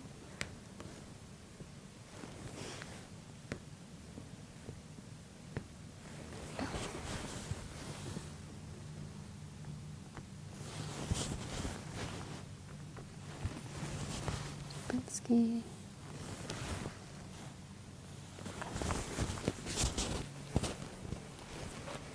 When you start in the seated position, it's really important that we fine-tune the tension of the tendon to really get that stretch reflex that we're trying to screen with reflex testing. So we're screening for the L3, L4 segments by doing the patella tendon. So I'm going to find that point between the tibial tuberosity and the inferior aspect of the patella. I want to make sure that I hit that spot. So I'm going to use my technique here, and I'm going to flick. And it doesn't have to be a lot. Okay, now, if we're not getting a reflex, what we can do is we can play with the tension of the patella tendon by manipulating the position of the knee. So if I just take that knee into a little bit of extension, so go ahead and totally relax for me, just be totally dead there, good. And then just let yourself relax on my leg, good. And I'm going to now do the same thing again. You can see how we just got a little bit better of a response by manipulating the tension of the patella tendon, okay? If it's too much tension on it, for example, right, it's harder to get that reflex. So play with that, okay? I like being on this side so that I can play with the position of the knee, okay? And I'm going to switch sides to try the other side, okay? Excuse me, I'm not gonna do that. You're gonna stay on this side to test both sides, especially if you're a righty. Okay, if I need to play with the position, again, I can either use my hand, okay, now I'm a righty, so I actually switch sides to test the patella reflex, the Achilles reflex, excuse me. So I'm going to come over here, I'm going to play with the position of the foot to bias the tension on the Achilles tendon. And notice the flick of the finger and the wrist. Good response there and here. Now a little trick, if you're not getting a good response at the Achilles, okay, we can lay her down. Go ahead and lay on your stomach there. Okay. On your back, excuse me. Okay. I'm going to come up like this. Okay. I'm going to create a little bit of a hugging of her knee in my armpit here. And then what I'm going to do is I'm going to basically use the smaller surface area of the reflex hammer, and I'm going to hit right at the head of the 5th and 4th metatarsals to see if I can get a better response. And you can see how I can get a better response there. That's if the Achilles response isn't getting you what you want. So here, I'm going to bias that tension here, and and you can get a response. Now, if we have a really acute lower back and they're more comfortable in supine, I actually may test them in supine, the reflexes that is, the dermatomes, the myotomes, so that they're not uncomfortable sitting, especially if we have flexion intolerant back pain. So in that case, this is how I would test these. So go ahead and come around the table. This is how I would test the reflexes in supine. So go ahead and scoot back for me. Okay, again, so to play with the tension of the patella tendon here, I can use my thigh or I can use a foam roller, see what I get for a response here. And I'm just feeling the quad for its response. And again, notice the technique. It's really important so that's all I need. I just need to see, can I get a response? And I'm comparing left and right side to see if we have a diminished reflex, if we have a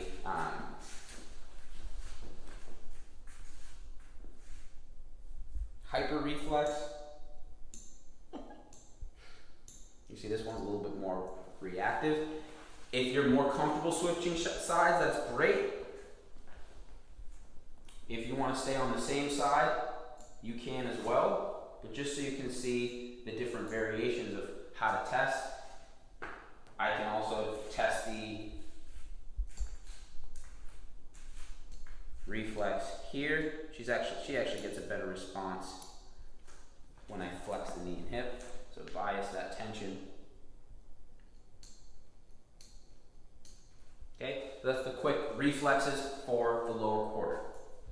And we'll start with biceps reflex. I tense the tendon and obtain that reflex. So C5-6 reflex, brachioradialis, more C6, triceps C7. They're often mixed a little bit, 6 and 8 in there. And I'll work down patellar reflex, L2, 3, 4, probably more 3, 4. Achilles, primarily 1, maybe some adjacent roots as well. Then I'll do plantar response, looking for that Babinski response. Hers is normal. Check clonus with an abrupt pull-up of the foot. And I'm looking for 1 or 2 beats is normal. You get into the 4 to 6 or sustained category, then that's abnormal. You can check your reflexes here. So just relax your arm. Great. Okay.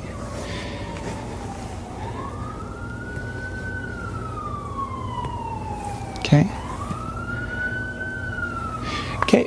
And usually I would compare bilaterally for this exam, but for sake of time, I'm just going to do one side. Okay. Please swap over. Okay. And again, raise your thumb for me. And relax your hand. Completely relax. Okay. That's great. So we can do the same here as well. Just press down. Just relax for me.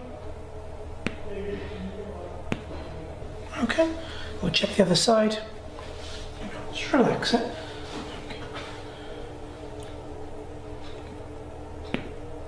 Okay. Great. And now what I want you to do, just give me the full weight of this hand. Just completely relax your hand. Completely relax.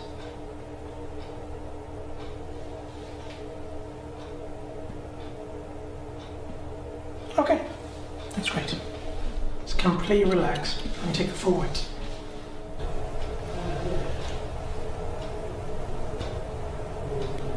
Just going to lift this leg up. Okay, if you just relax your feet completely. Just going to tap down the hammer. Okay, and the same on the other side. If you just relax your legs for me, let me take the full weight.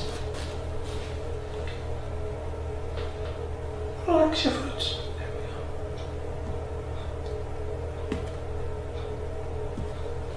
That's great. What I want you to do is just bend this knee for me. And just Rest his leg down this way. There we go. Right. Relax. I'm just going to push your foot up, okay? It shouldn't be painful at all. If it is, let me know. Just completely relax.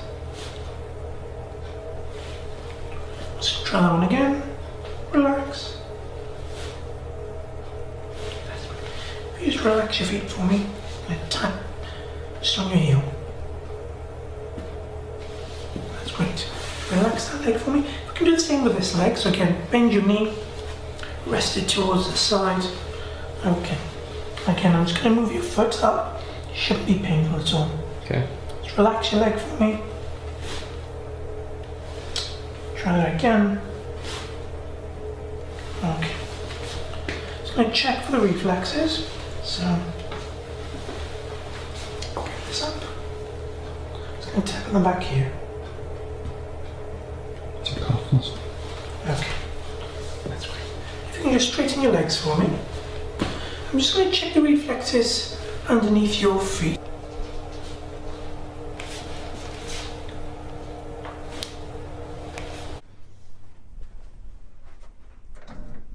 Okay, just relax your arm in my hand here. Biceps is fine. Brachioradialis is fine. Triceps is fine. Oop, there's a problem. Just relax this for me. There we go. We like to have fun in here too. There we go. Now your left reflexes weren't as good as your right ones. Just let your legs hang. Got a little bit of a reflex on the right patellar and a loss of the left patellar reflex in comparison.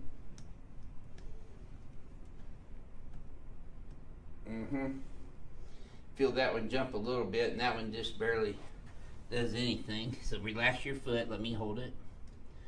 This is the Achilles reflex. Just relax this foot. Okay, a very low reflex on that as well. And we'll go ahead and test your deep tendon reflexes. So I just want you to relax the best you can here. Just kind of let your arms flip like this. Good. Biceps. Good. And relax. Brachioradialis. Good. And triceps, this one you really got to hang on my arm here. Just really relax. Good. Good. On the other side. Good. Now your patellar reflex. Just relax. There you go. And Achilles, relax. Now I'm going to test your Babinski. This might be a little uncomfortable, okay? Let me try that again. Okay. I'm going to test ankle clonus. And I have them flex their fingers just a little bit, not too much. I stick my fingers inside theirs and I tap my hand. Can you see her finger flexing? It's probably more prominent on this side, but this is not.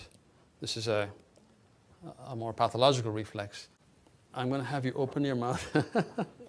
I'm sorry. I won't hammer. I'm going to hammer my thumb. So I'm going to have you open your mouth all the way. Now close it halfway and just relax. I'm going to be tapping my thumb. You can't feel this, but I can feel a slight reflex. In a pseudobulbar patient, it will click shut on you. And in someone with bulbar palsy, like motor neuron disease, nothing will happen. My thumb is on there. My eyes are glued on the muscle. I don't really care what happens here. I mean, I do, but let's not lose sight that we're looking for a muscle contraction. So I'm seeing a nice contraction. I'm feeling it. I'm actually seeing something we call recruitment. I'm seeing the phenomenon of recruitment. She has some finger flexion. She actually has some other associated movements. Compare that to her other side. And again, this, what level is this, may I ask you? C5, 6, thank you. So compare that to the other side. Pretty brisk. A little bit of finger flexion, but nowhere as striking as on the other side. So she could probably have a pectoralis reflex. I can feel the pectoral contracting. You can see more recruitment taking place. We'll also do the brachioradialis. Again, it's useful to have them just relax It's the same level. I'm aiming for the brachioradialis tendon, and there's recruitment, and there's a fairly brisk pronation too. So both of these are C5-6, and then the triceps. So the triceps, again, you can just take the patient as you find them. She's quite relaxed now. I don't need to move her around. I just need to maybe get behind her. I'm not sure you're going to see this, but I'll come to the other side. This is on this side. I can see the muscle contracting and I can feel it. One more time.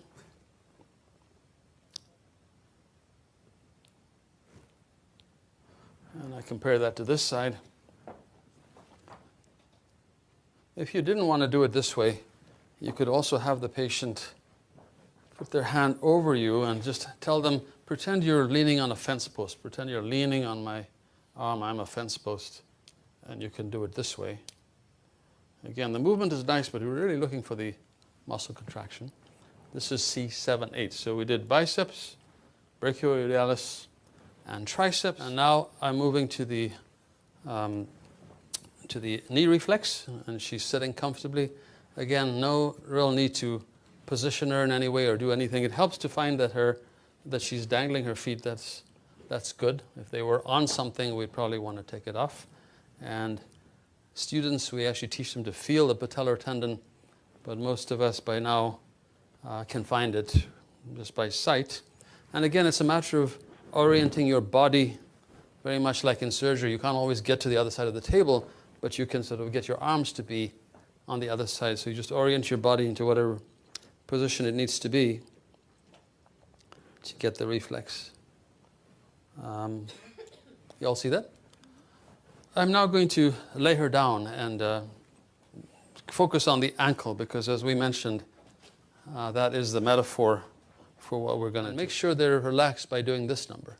If they don't flop down on the bed, then they're not relaxed. And then this is a nice way to compare one to the other, side by side. And I think you'll agree there's a little more hyperreflexia on this side. And she probably will have a adductor reflex, a hamstring reflex, but we're not going to get into all those. Just focusing on the ankle, we have a couple of ways of doing this. When they're hyperactive, there's actually a fairly easy way to do the ankle reflex, which is to put two fingers like a bar against the metatarsal heads and just push the ankle back a bit. I'm watching the muscle. I see it contract and I also feel it push. I don't teach this much because this is actually unlikely to be positive unless if you're lucky. But if you don't get it this way, I don't think you should give up.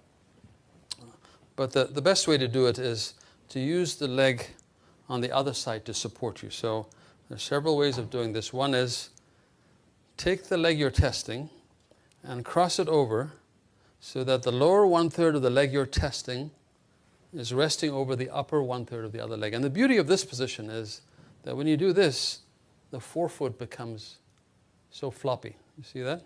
They can't keep it stiff. Then I put a little bit of tension on it, eyes glued on the muscle. That's one way of doing it. Another way of doing it is simply to, if the patient's as flexible as she is, externally rotate the hip, flex the knee, and now the leg is resting very comfortably on the bed. Put a little bit of tension, watch the muscle. Again, a very nice reflex. A third way I see in some books, which always looks clumsy to me, but it might be your favorite method, I don't know, is you put the leg like so. It's balancing on the heel. You're putting a little bit of tension on the ankle, and Good. Now we're going to check his reflexes. In his right biceps first. Good. Brachioradialis, good. And triceps is good. Those are all +2 equal and active, which is normal. Good. Biceps, good. Brachioradialis and good triceps. And there you got good patellas. Now you know why I don't ever stand out in front of people when I do those. There we go. Good. That's That's it. So he's got good Achilles reflexes as well. So what we're gonna do next is your reflexes. You can just relax for this. It's not bad. Ready?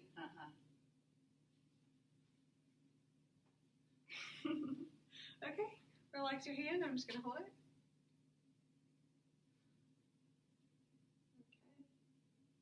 All right. Again, relax. I'm just gonna hold it.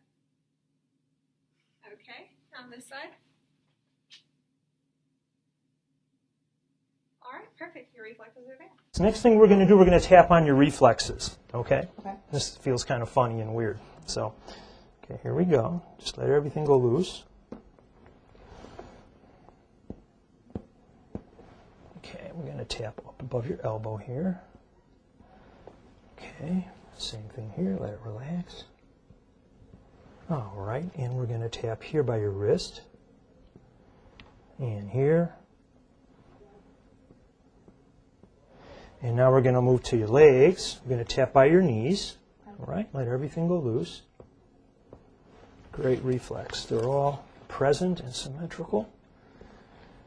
And we're going to tap by your ankle here. I'm just going to turn your leg out a little bit. You're great.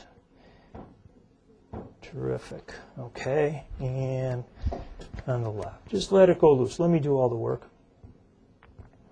Excellent. Okay.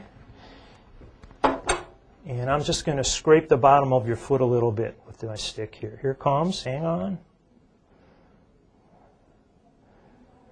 All right. We're going to do tendon reflexes with the reflex hand right now. Okay? All right. All right, so first thing we'll do is go ahead and check here in this area, your brachial. All right, I'm going to actually tap my finger. See it. All right, try one more time. Okay, good. All right. Do your tricep now too in this area, so you hold your arm there. Very good. And, all right, very good. Check this area as well. Okay. All right, good. All right. Move to the other side. Do that arm as well. Brachial again. Very good. Okay. And then you push your arm out again like that.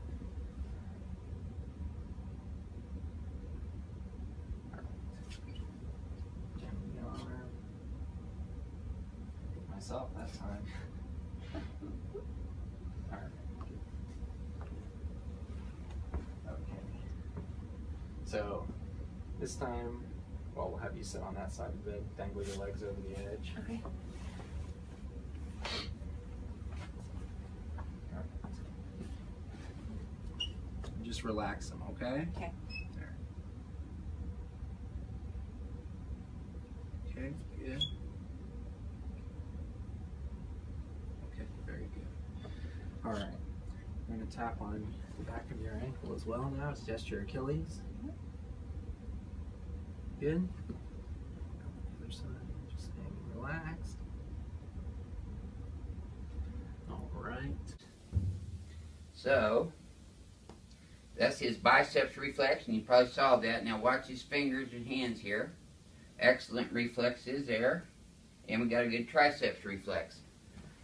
So we're seeing on this one that the C6, C7, and C8 nerves are all doing very well. Oh, there's a problem. No reflex there. Alright, see, we like to have fun doing this stuff too. Yeah, he's got good patellar reflexes. That's why I don't stand out in front of the patients when I do this. I did this on an elderly Medicare patient one time, and I was standing in front right after I got out of chiropractic college, and she had a hyperreflexia and kicked me right in the groin, so I haven't done it since then. I'm going to test your reflexes. If you could just let your arms be loose and by your side.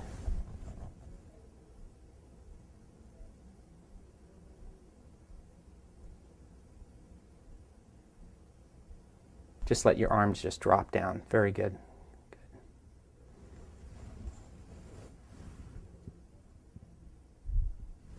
Okay, just let your legs be nice and loose.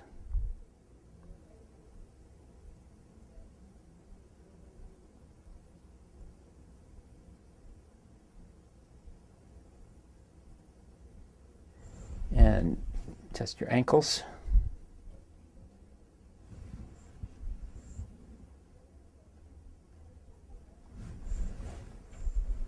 What I'm going to do now is gently check your reflexes, if that's okay. Yeah, fine. What I want you to do is relax your leg down on my arm and let me take the weight of it. Okay?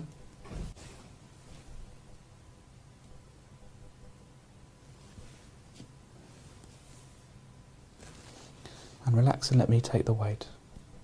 Thank you. And relax the leg down, and the same on the other side. Yeah. Thank you. Thank you.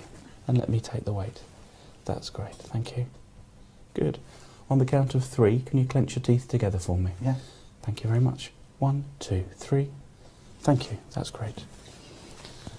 Nice and relaxed with the ankle now for me. On the count of 3, clench your teeth for me. 1, 2, 3. And again, 1, 2, 3. Thank you. And the same with this foot. Nice and relaxed for me. On the count of 3, clench your teeth. 1, 2, 3. 1, 2, 3. Thank you very much. First thing I'm going to do, I'm going to test over here. Okay. Okay. Just leave your hand right here. Okay. And come over on this side. Okay. Put you right here. And just leave your hand here. Okay, that's perfect. Let me check your knee. Okay. Put your Achilles. Right. And then bend your knees up a bit, same amount on each side.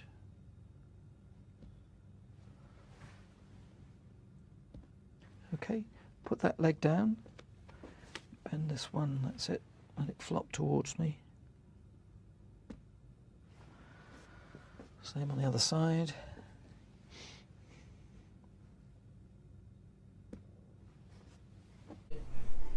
Her reflexes are +2 equal and active. Okay, just relax that. There you go. There we go. Good.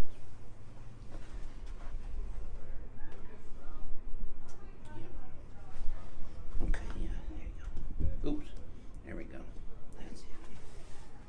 Her upper and lower motor reflexes are +2 equal and active. So I'm going to be using this. It's called a tendon hammer. I'm going to be pressing and I'm going to be tapping this at various muscles. It shouldn't feel, you shouldn't feel any pain. But if it's uncomfortable, please let me know. You might just feel a sort of tingling sensation. So if you could just completely relax for me, and then you could just fold this across your lap like that. Okay, be tapping it. Okay, that's fine. And if you could just fold this across, again, just completely relax for me.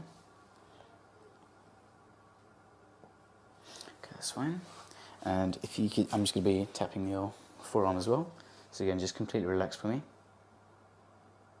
Okay, that's fine. And just here. Okay, that's fine.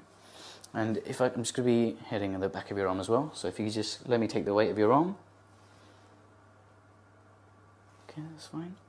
Could you just clench your teeth, and I'll count down to 3, and then I'll tap. So clench your teeth when I say 3. 1, 2, 3. Okay, that's great. I'll do the same again here. Okay, that's fine. I want to put my hand underneath like this. Just going to lift your legs up. Okay, thank you. Same with the other leg. Okay, thank you very much. And now, can I ask you to cross your leg? Sorry. Are you okay? Okay, that's all right. I'm just going to tap over here. Okay, same with the other leg now. Okay, thank you very much. Open your jaw slightly for me. I'm just going to be tapping this lightly with this tendon hammer here. If you feel any pain, please let me know. So we just... Okay, that's brilliant. I'm now going to test your reflexes. Allow me to position your arms like so. I'm going to begin by testing your biceps reflex.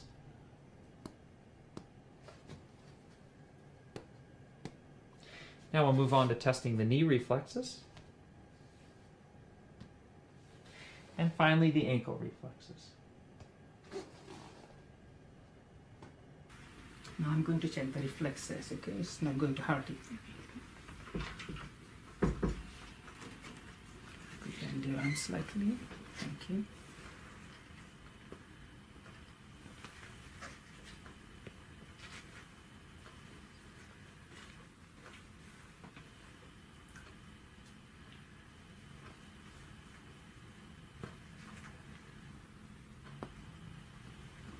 And I'm going to test your reflexes. So again, really nice and relaxed and floppy. I'll take the weight of your leg.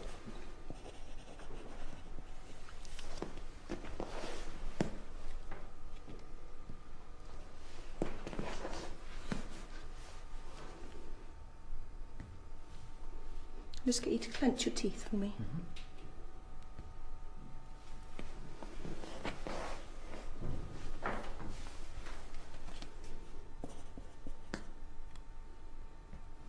Just clench your teeth. Okay, all right, thank you. Can you clench your teeth together tightly for me? That's marvellous. And now relax your jaw open and let your mouth hang open a little floppy. That's it. Don't force it out though for me, Mr. Foot. That's it, lovely, nice and relaxed. Thank you. Let's take a look at your reflexes here. You just try to relax. Relax.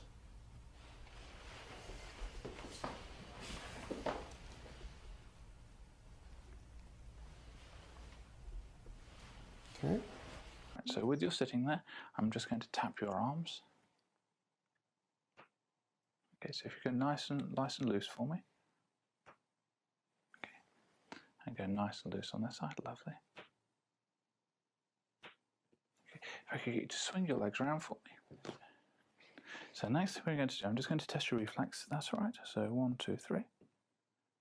1, 2, 3. There we go. And 1, 2, 3. Okay, that's lovely. Get you to kneel on the bed like so. We're just going to test your ankle reflexes now, so stay nice and relaxed for me.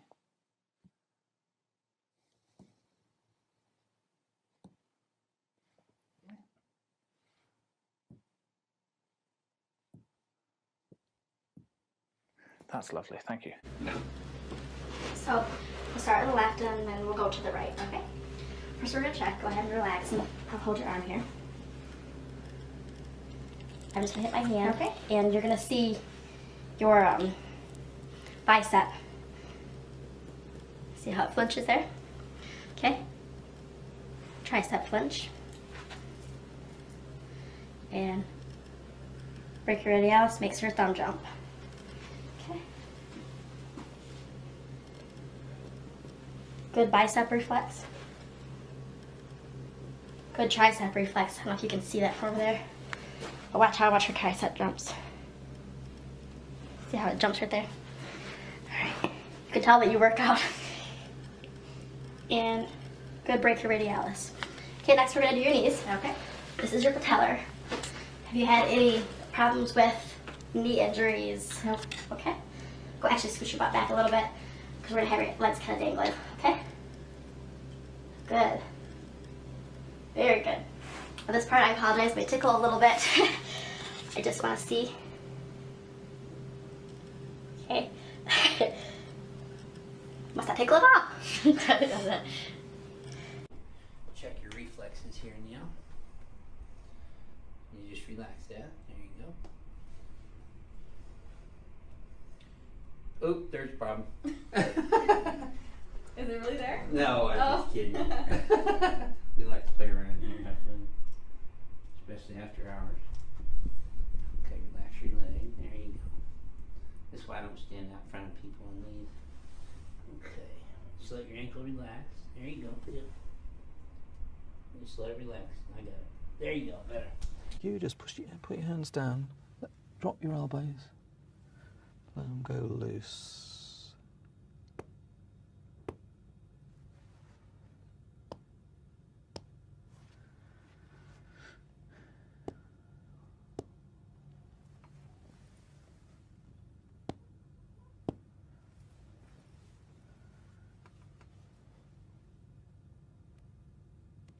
And I want you to clench your teeth for me. And let them go loose. Same on this side, clench your teeth. And let them go loose. And then the reflexes. I tend to do the reflexes now when he's nice and relaxed, even though the textbooks will tell you do power next, but I already know about power because I've just examined him walking. So, we compare the sides. Again, ideally we'd expose the muscles so that we can see them, but certainly the reflexes are normal. Just relax your leg. There we go.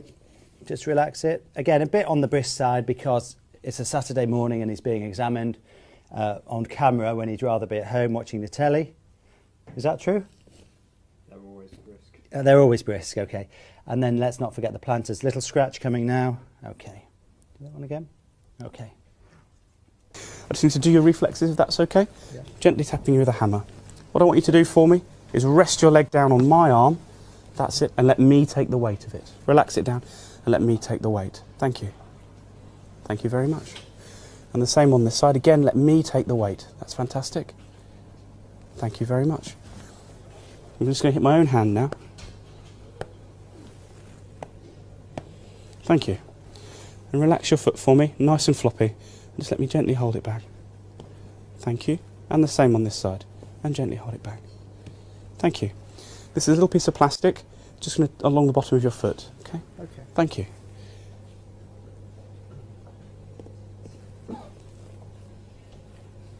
Okay, thank you very much.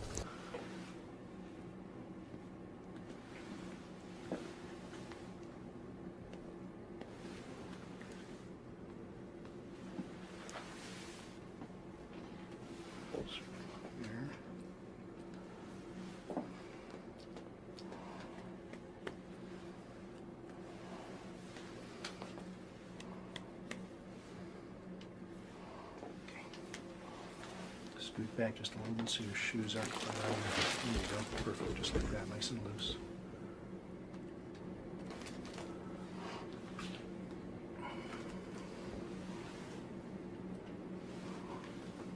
Okay, good. Now, stare at the edge of that picture and don't blink as I tap your forehead just with my finger. Keep staring there. Okay, now, here, feel this first, Pat. It's a little bit, it's not sharp, but it's rough, right? I'm going to stroke your palm like that. Look at that. Don't pay any attention to what I'm doing. Same thing here. Same thing here. Okay, good. Now, I'm going to tap my finger. Just let your jaw hang. Just like that. Very good. Just relax. Just let your arms go loose. The triceps, again, just a little floppy. That's super.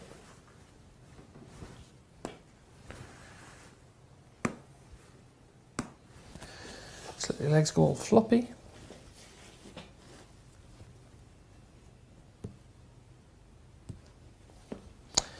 Just flip your legs out. It's like a rectangle, that's the bottom of the rectangle, that's the top of the rectangle.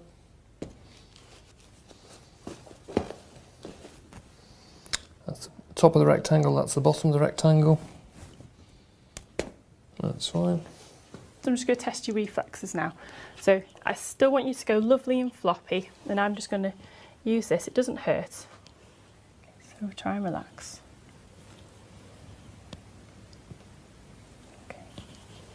And the other side.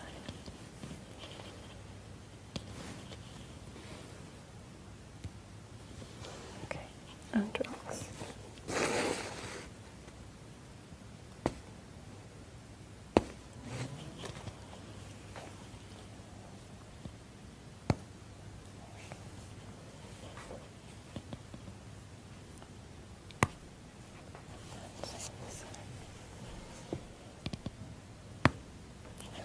Brilliant. Okay. I'm just going to tap on some of your joints now, so if you just stay nice and relaxed, let me take all the weight. Good.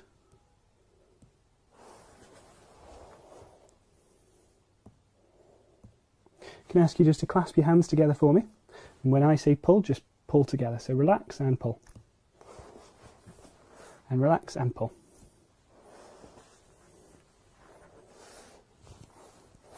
Just relax to begin with. And when I say pull, pull. Pull. And this side. Relax to begin with. Pull. And relax. So I'm going to take some of your reflexes now. Okay? If you could just put your arm like this. And this. Great. Up.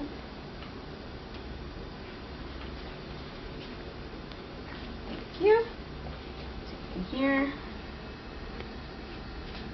This up. Here. Okay. Now I'm going to do to your knees. Right behind your ankle. Great. So we do muscle tests and also reflexes, upper and lower. He's had x-rays taken and hasn't had any recent trauma. He's under regular chiropractic care, so I'm not going to do a full-blown comprehensive exam on him. But I do always examine patients according to their needs. Reflexes are +2 equal and active, upper and lower. I'm going to check your reflexes, so just relax.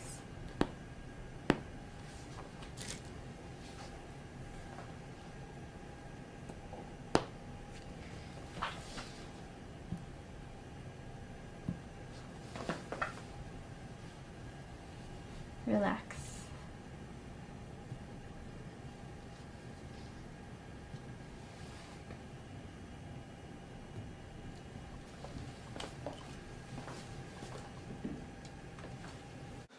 And then directly strike the Achilles tendon.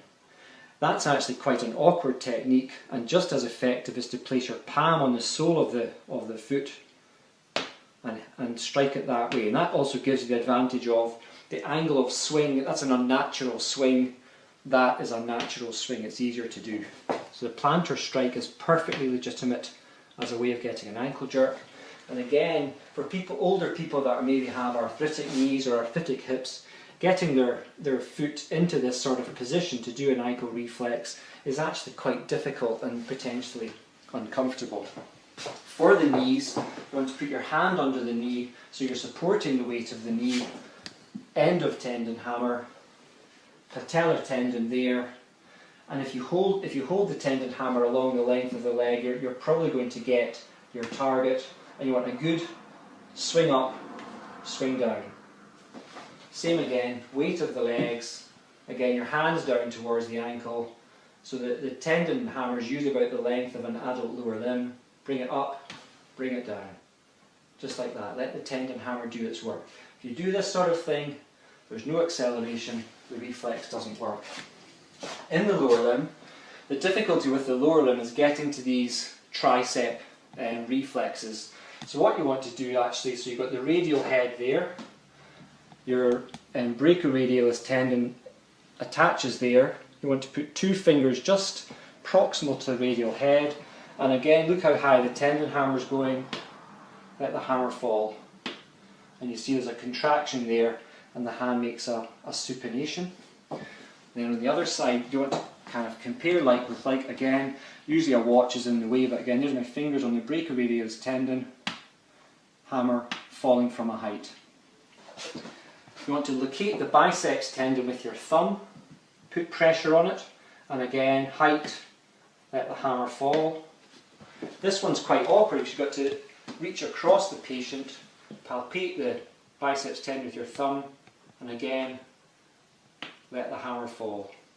To get the triceps then, just bring the arms across now. That's the trick.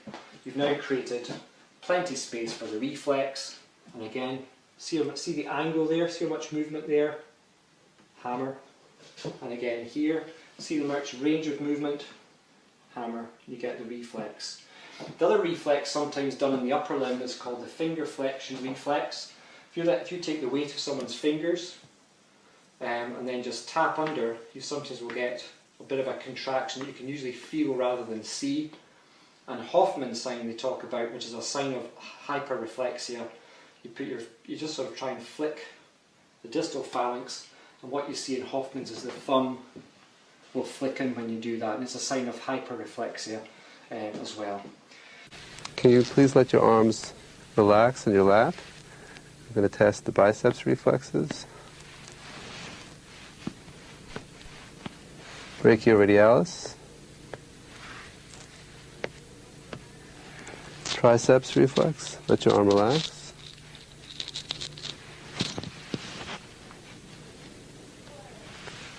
Patellar tendon reflexes. And Achilles tendon reflexes.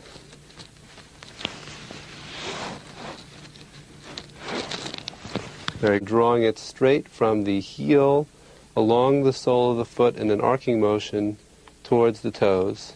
And observe the first movement at the proximal joint of the great toe.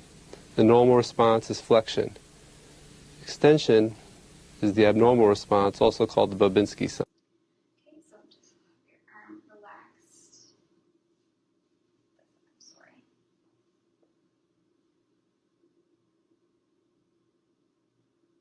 Great.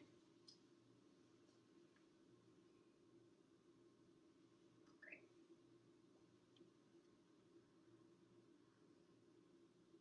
Perfect.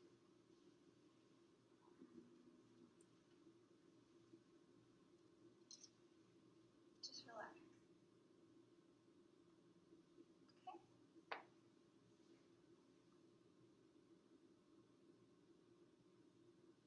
Okay. Okay.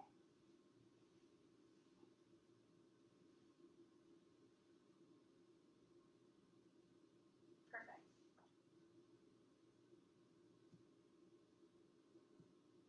Okay.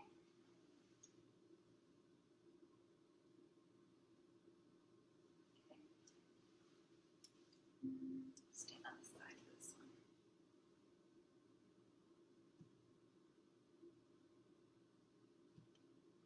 Okay.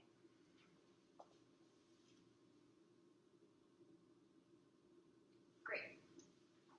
Next, we're going to percuss. Let me know if any of this hurts, okay?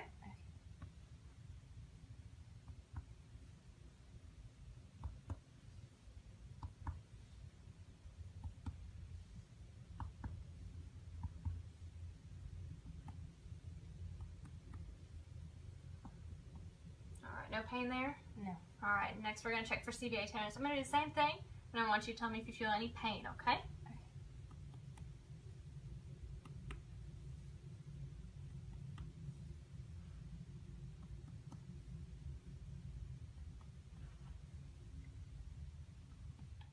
Just relax your arm on mine. There you go. Okay, and the other side.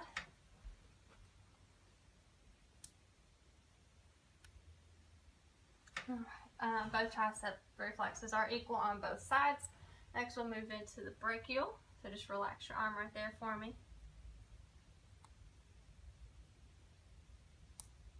Alright, and this side.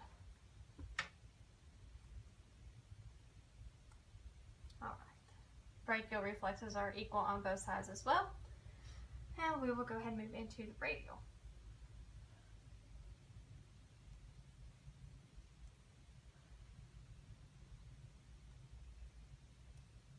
And radial reflexes are equal bilaterally as well. It's kind of listed for any differentiating sounds. Any pain whenever I do this?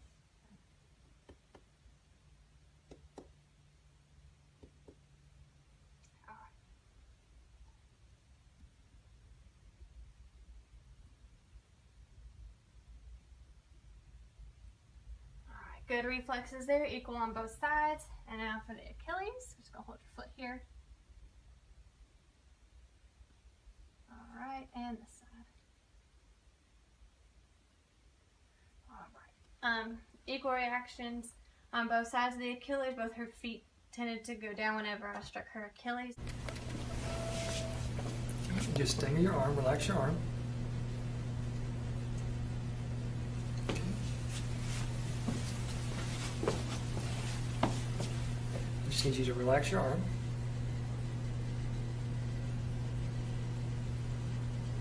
Excellent. Okay.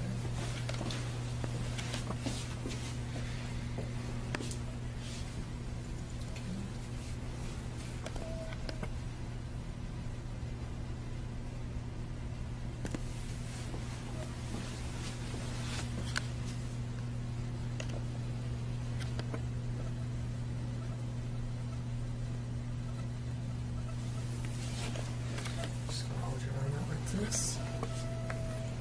Okay.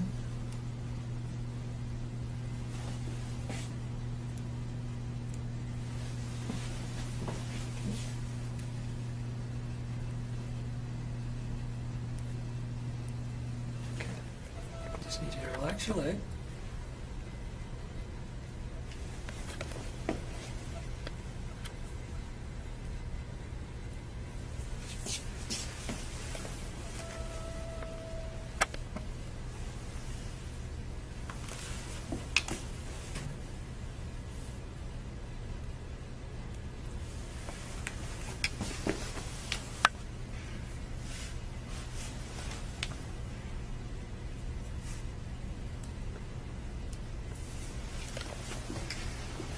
So first your brachioradialis. So can you relax your arm for me? That's C5 and C6, and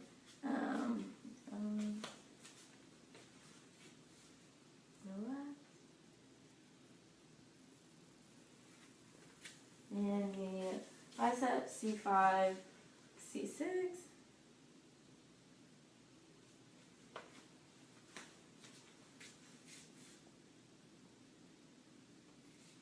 Alright, I'm going to do your triceps, C6, C7, C8.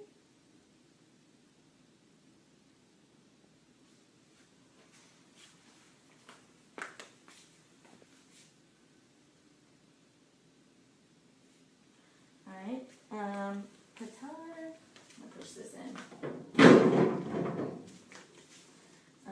This is L2, L3, L4.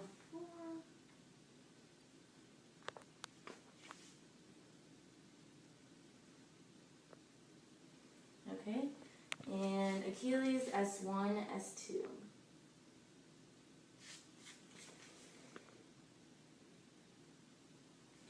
And plantar, which is S1, S2, L4, L5.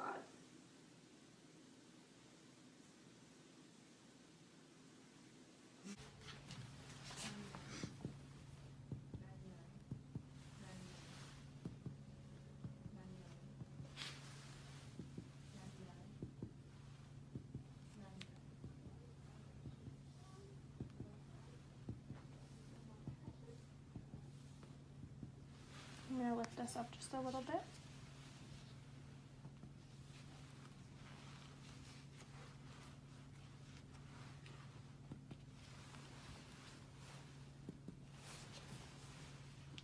Good.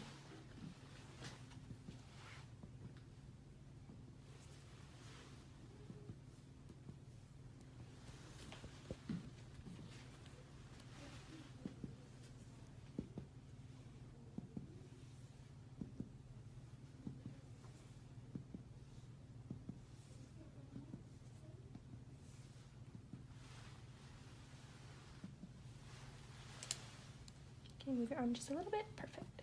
Thank you. Okay.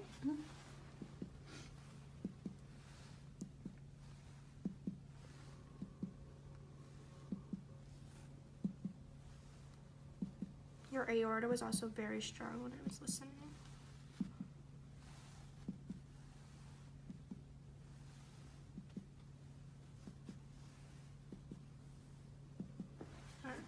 Okay, I'm going to hold your arm right here.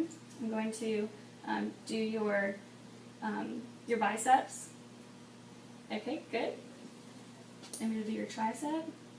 Okay, great. I'm going to do the patellar and, okay, great. And I'm going to do the tibial. Okay, great. It's important that when you're doing C7, the patient is completely relaxed, you're looking straight ahead, letting this arm really just kind of hang there. Now, if they're apprehensive, I might, ask them questions about where they're from and what they're doing these days and that type of thing. So I have her relax. I want to strike her right above or proximal to the olecranon, okay, on the tricep tendon. So relax that arm, let it be super heavy. Okay, good. And we got a nice C7 reflex. Notice she's a little hyperreflexive, okay? So we're going to keep that in mind and look at other neurologic testing, but we're not going to go there yet today. When we do the biceps, I have them rest the forearm on my forearm. I put my thumb on the bicep tendon. Now relax your arm, let it be really heavy. I take the sharp part of the reflex hammer and I strike.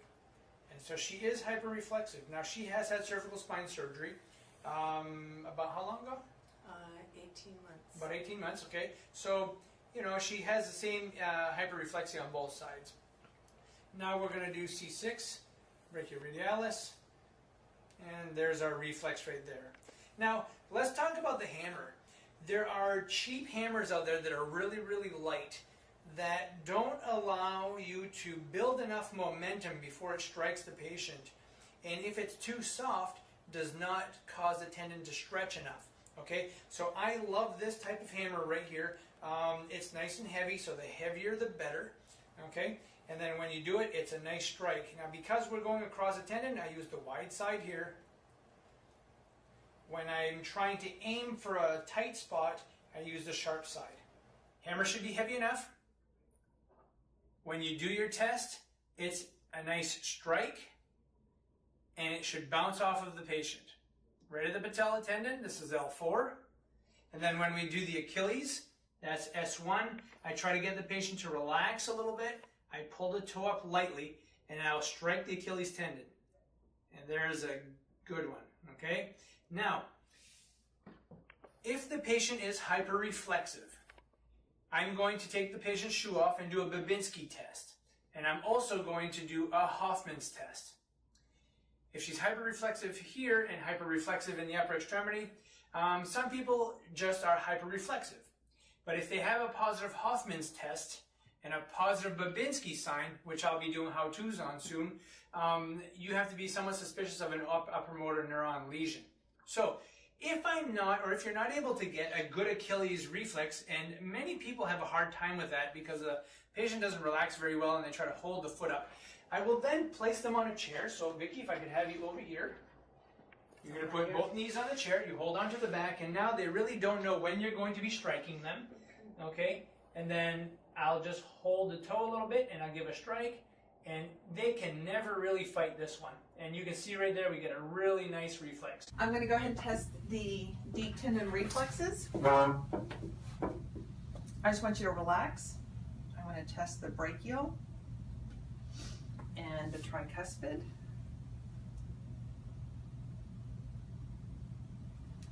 And the brachioradialis.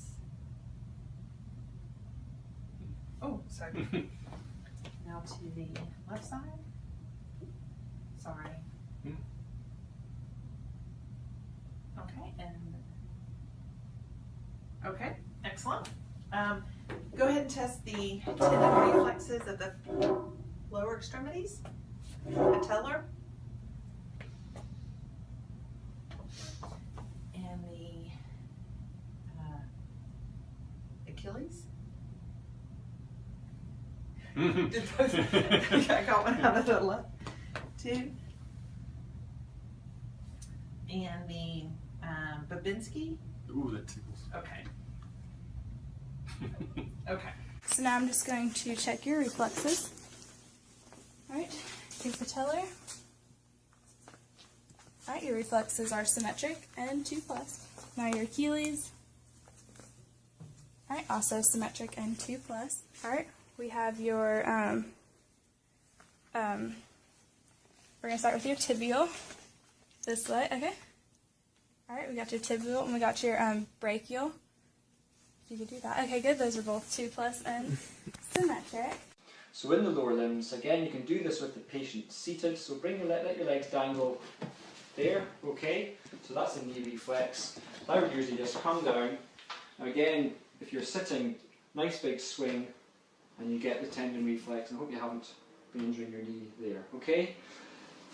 You could also just support the knee like that, tendon hammer like this. There's the patella tendon there.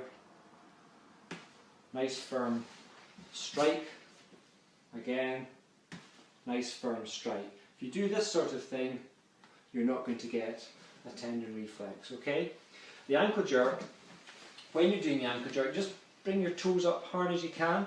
This tendon here is your tibialis anterior tendon, okay? Now if that tendon is contracted and I try and do an ankle reflex, nothing happened because that's the antagonist of the Achilles tendon. So what you've got to do is relax the ankle, and really without letting the patient know you're doing it, you want to gently put a bit of tension in the Achilles tendon, and then again let your hammer swing to get the reflex. It's also perfectly legitimate to do a plantar strike, where you put your fingers at the sole of the foot, slowly stretch the Achilles tendon, and then smack the reflex like that. Because that does the same thing, it creates the acceleration force in the Achilles tendon muscle spindles that generate the reflex. Same again here, so again you can passively dorsiflex the foot. I used to say the tibialis anterior tendon is the enemy of the ankle jerk, so it doesn't really work if the foot's actively dorsiflex. If you passively dorsiflex and strike, you get an ankle jerk.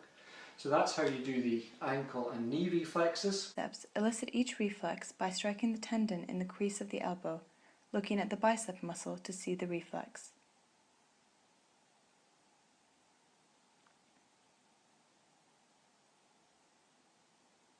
At the wrist, strike the radial side of the wrist, approximately 2 fingers width proximal to the wrist joint, to elicit the supinator reflex. At the triceps, strike the tendon above the elbow at the back of the arm while looking at the triceps muscle for the reflex. Ensure that you are holding the tendon hammer correctly and that you swing it in a pendulum-like motion to elicit each reflex at all times.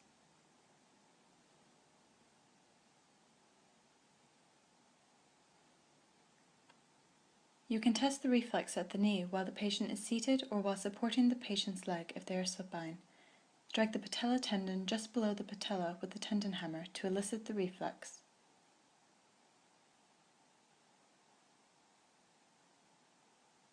An alternative way to test the ankle reflex is shown here, as the foot is slightly dorsiflexed and the sole of the foot is then struck to elicit the reflex. Conduct the Babinski test to check plantar response. If the patient's toes flex, this is normal.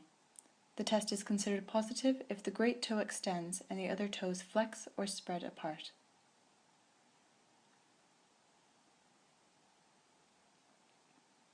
Reinforcing upper limb reflexes. To reinforce reflexes for the upper limbs, you may ask the patient to clench their teeth or to squeeze an object in the contralateral hand while eliciting the reflex.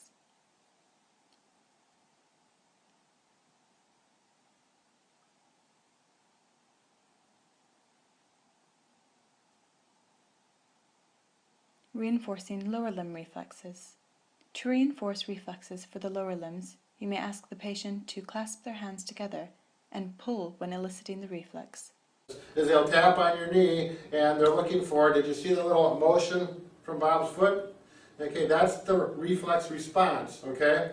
What's going on is when I hit the tendon between the patella and the tibia, it causes the quadricep muscles to briefly contract, okay? So we can do the reflex test here. You can do it on this tendon here, is very common as well. You can do it on, you put the arm like this on the tricep, and we can do it here. We can do it on the bicep here. We can do it brachioradialis. And there's a number of spots you can do the reflex. And what we're looking for is actually in the nervous system to give us some information as far as is the nervous system responding appropriately. Is it hyperactive? Is it hypoactive? And that's what we're looking for. It gets very complicated as far as the nervous system, so we don't want to get into that, but that's what the hammer's for, and those are the various locations you can use a reflex hammer for. Thank you. Test the biceps reflex with the patient's arm in her lap.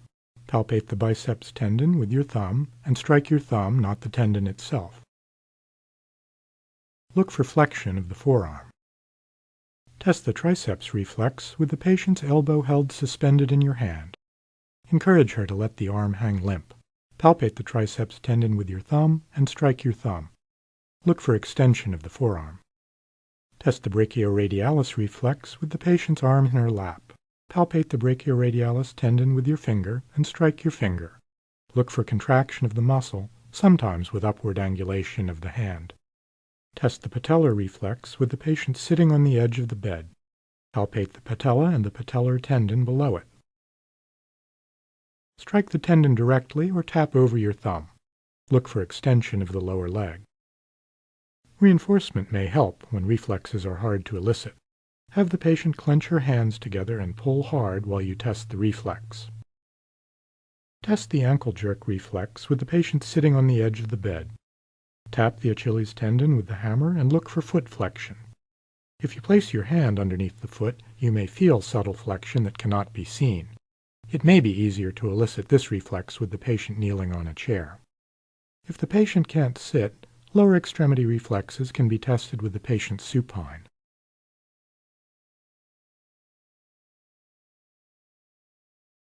Test the jaw jerk or mandibular reflex by placing your finger or thumb on the chin and tapping it.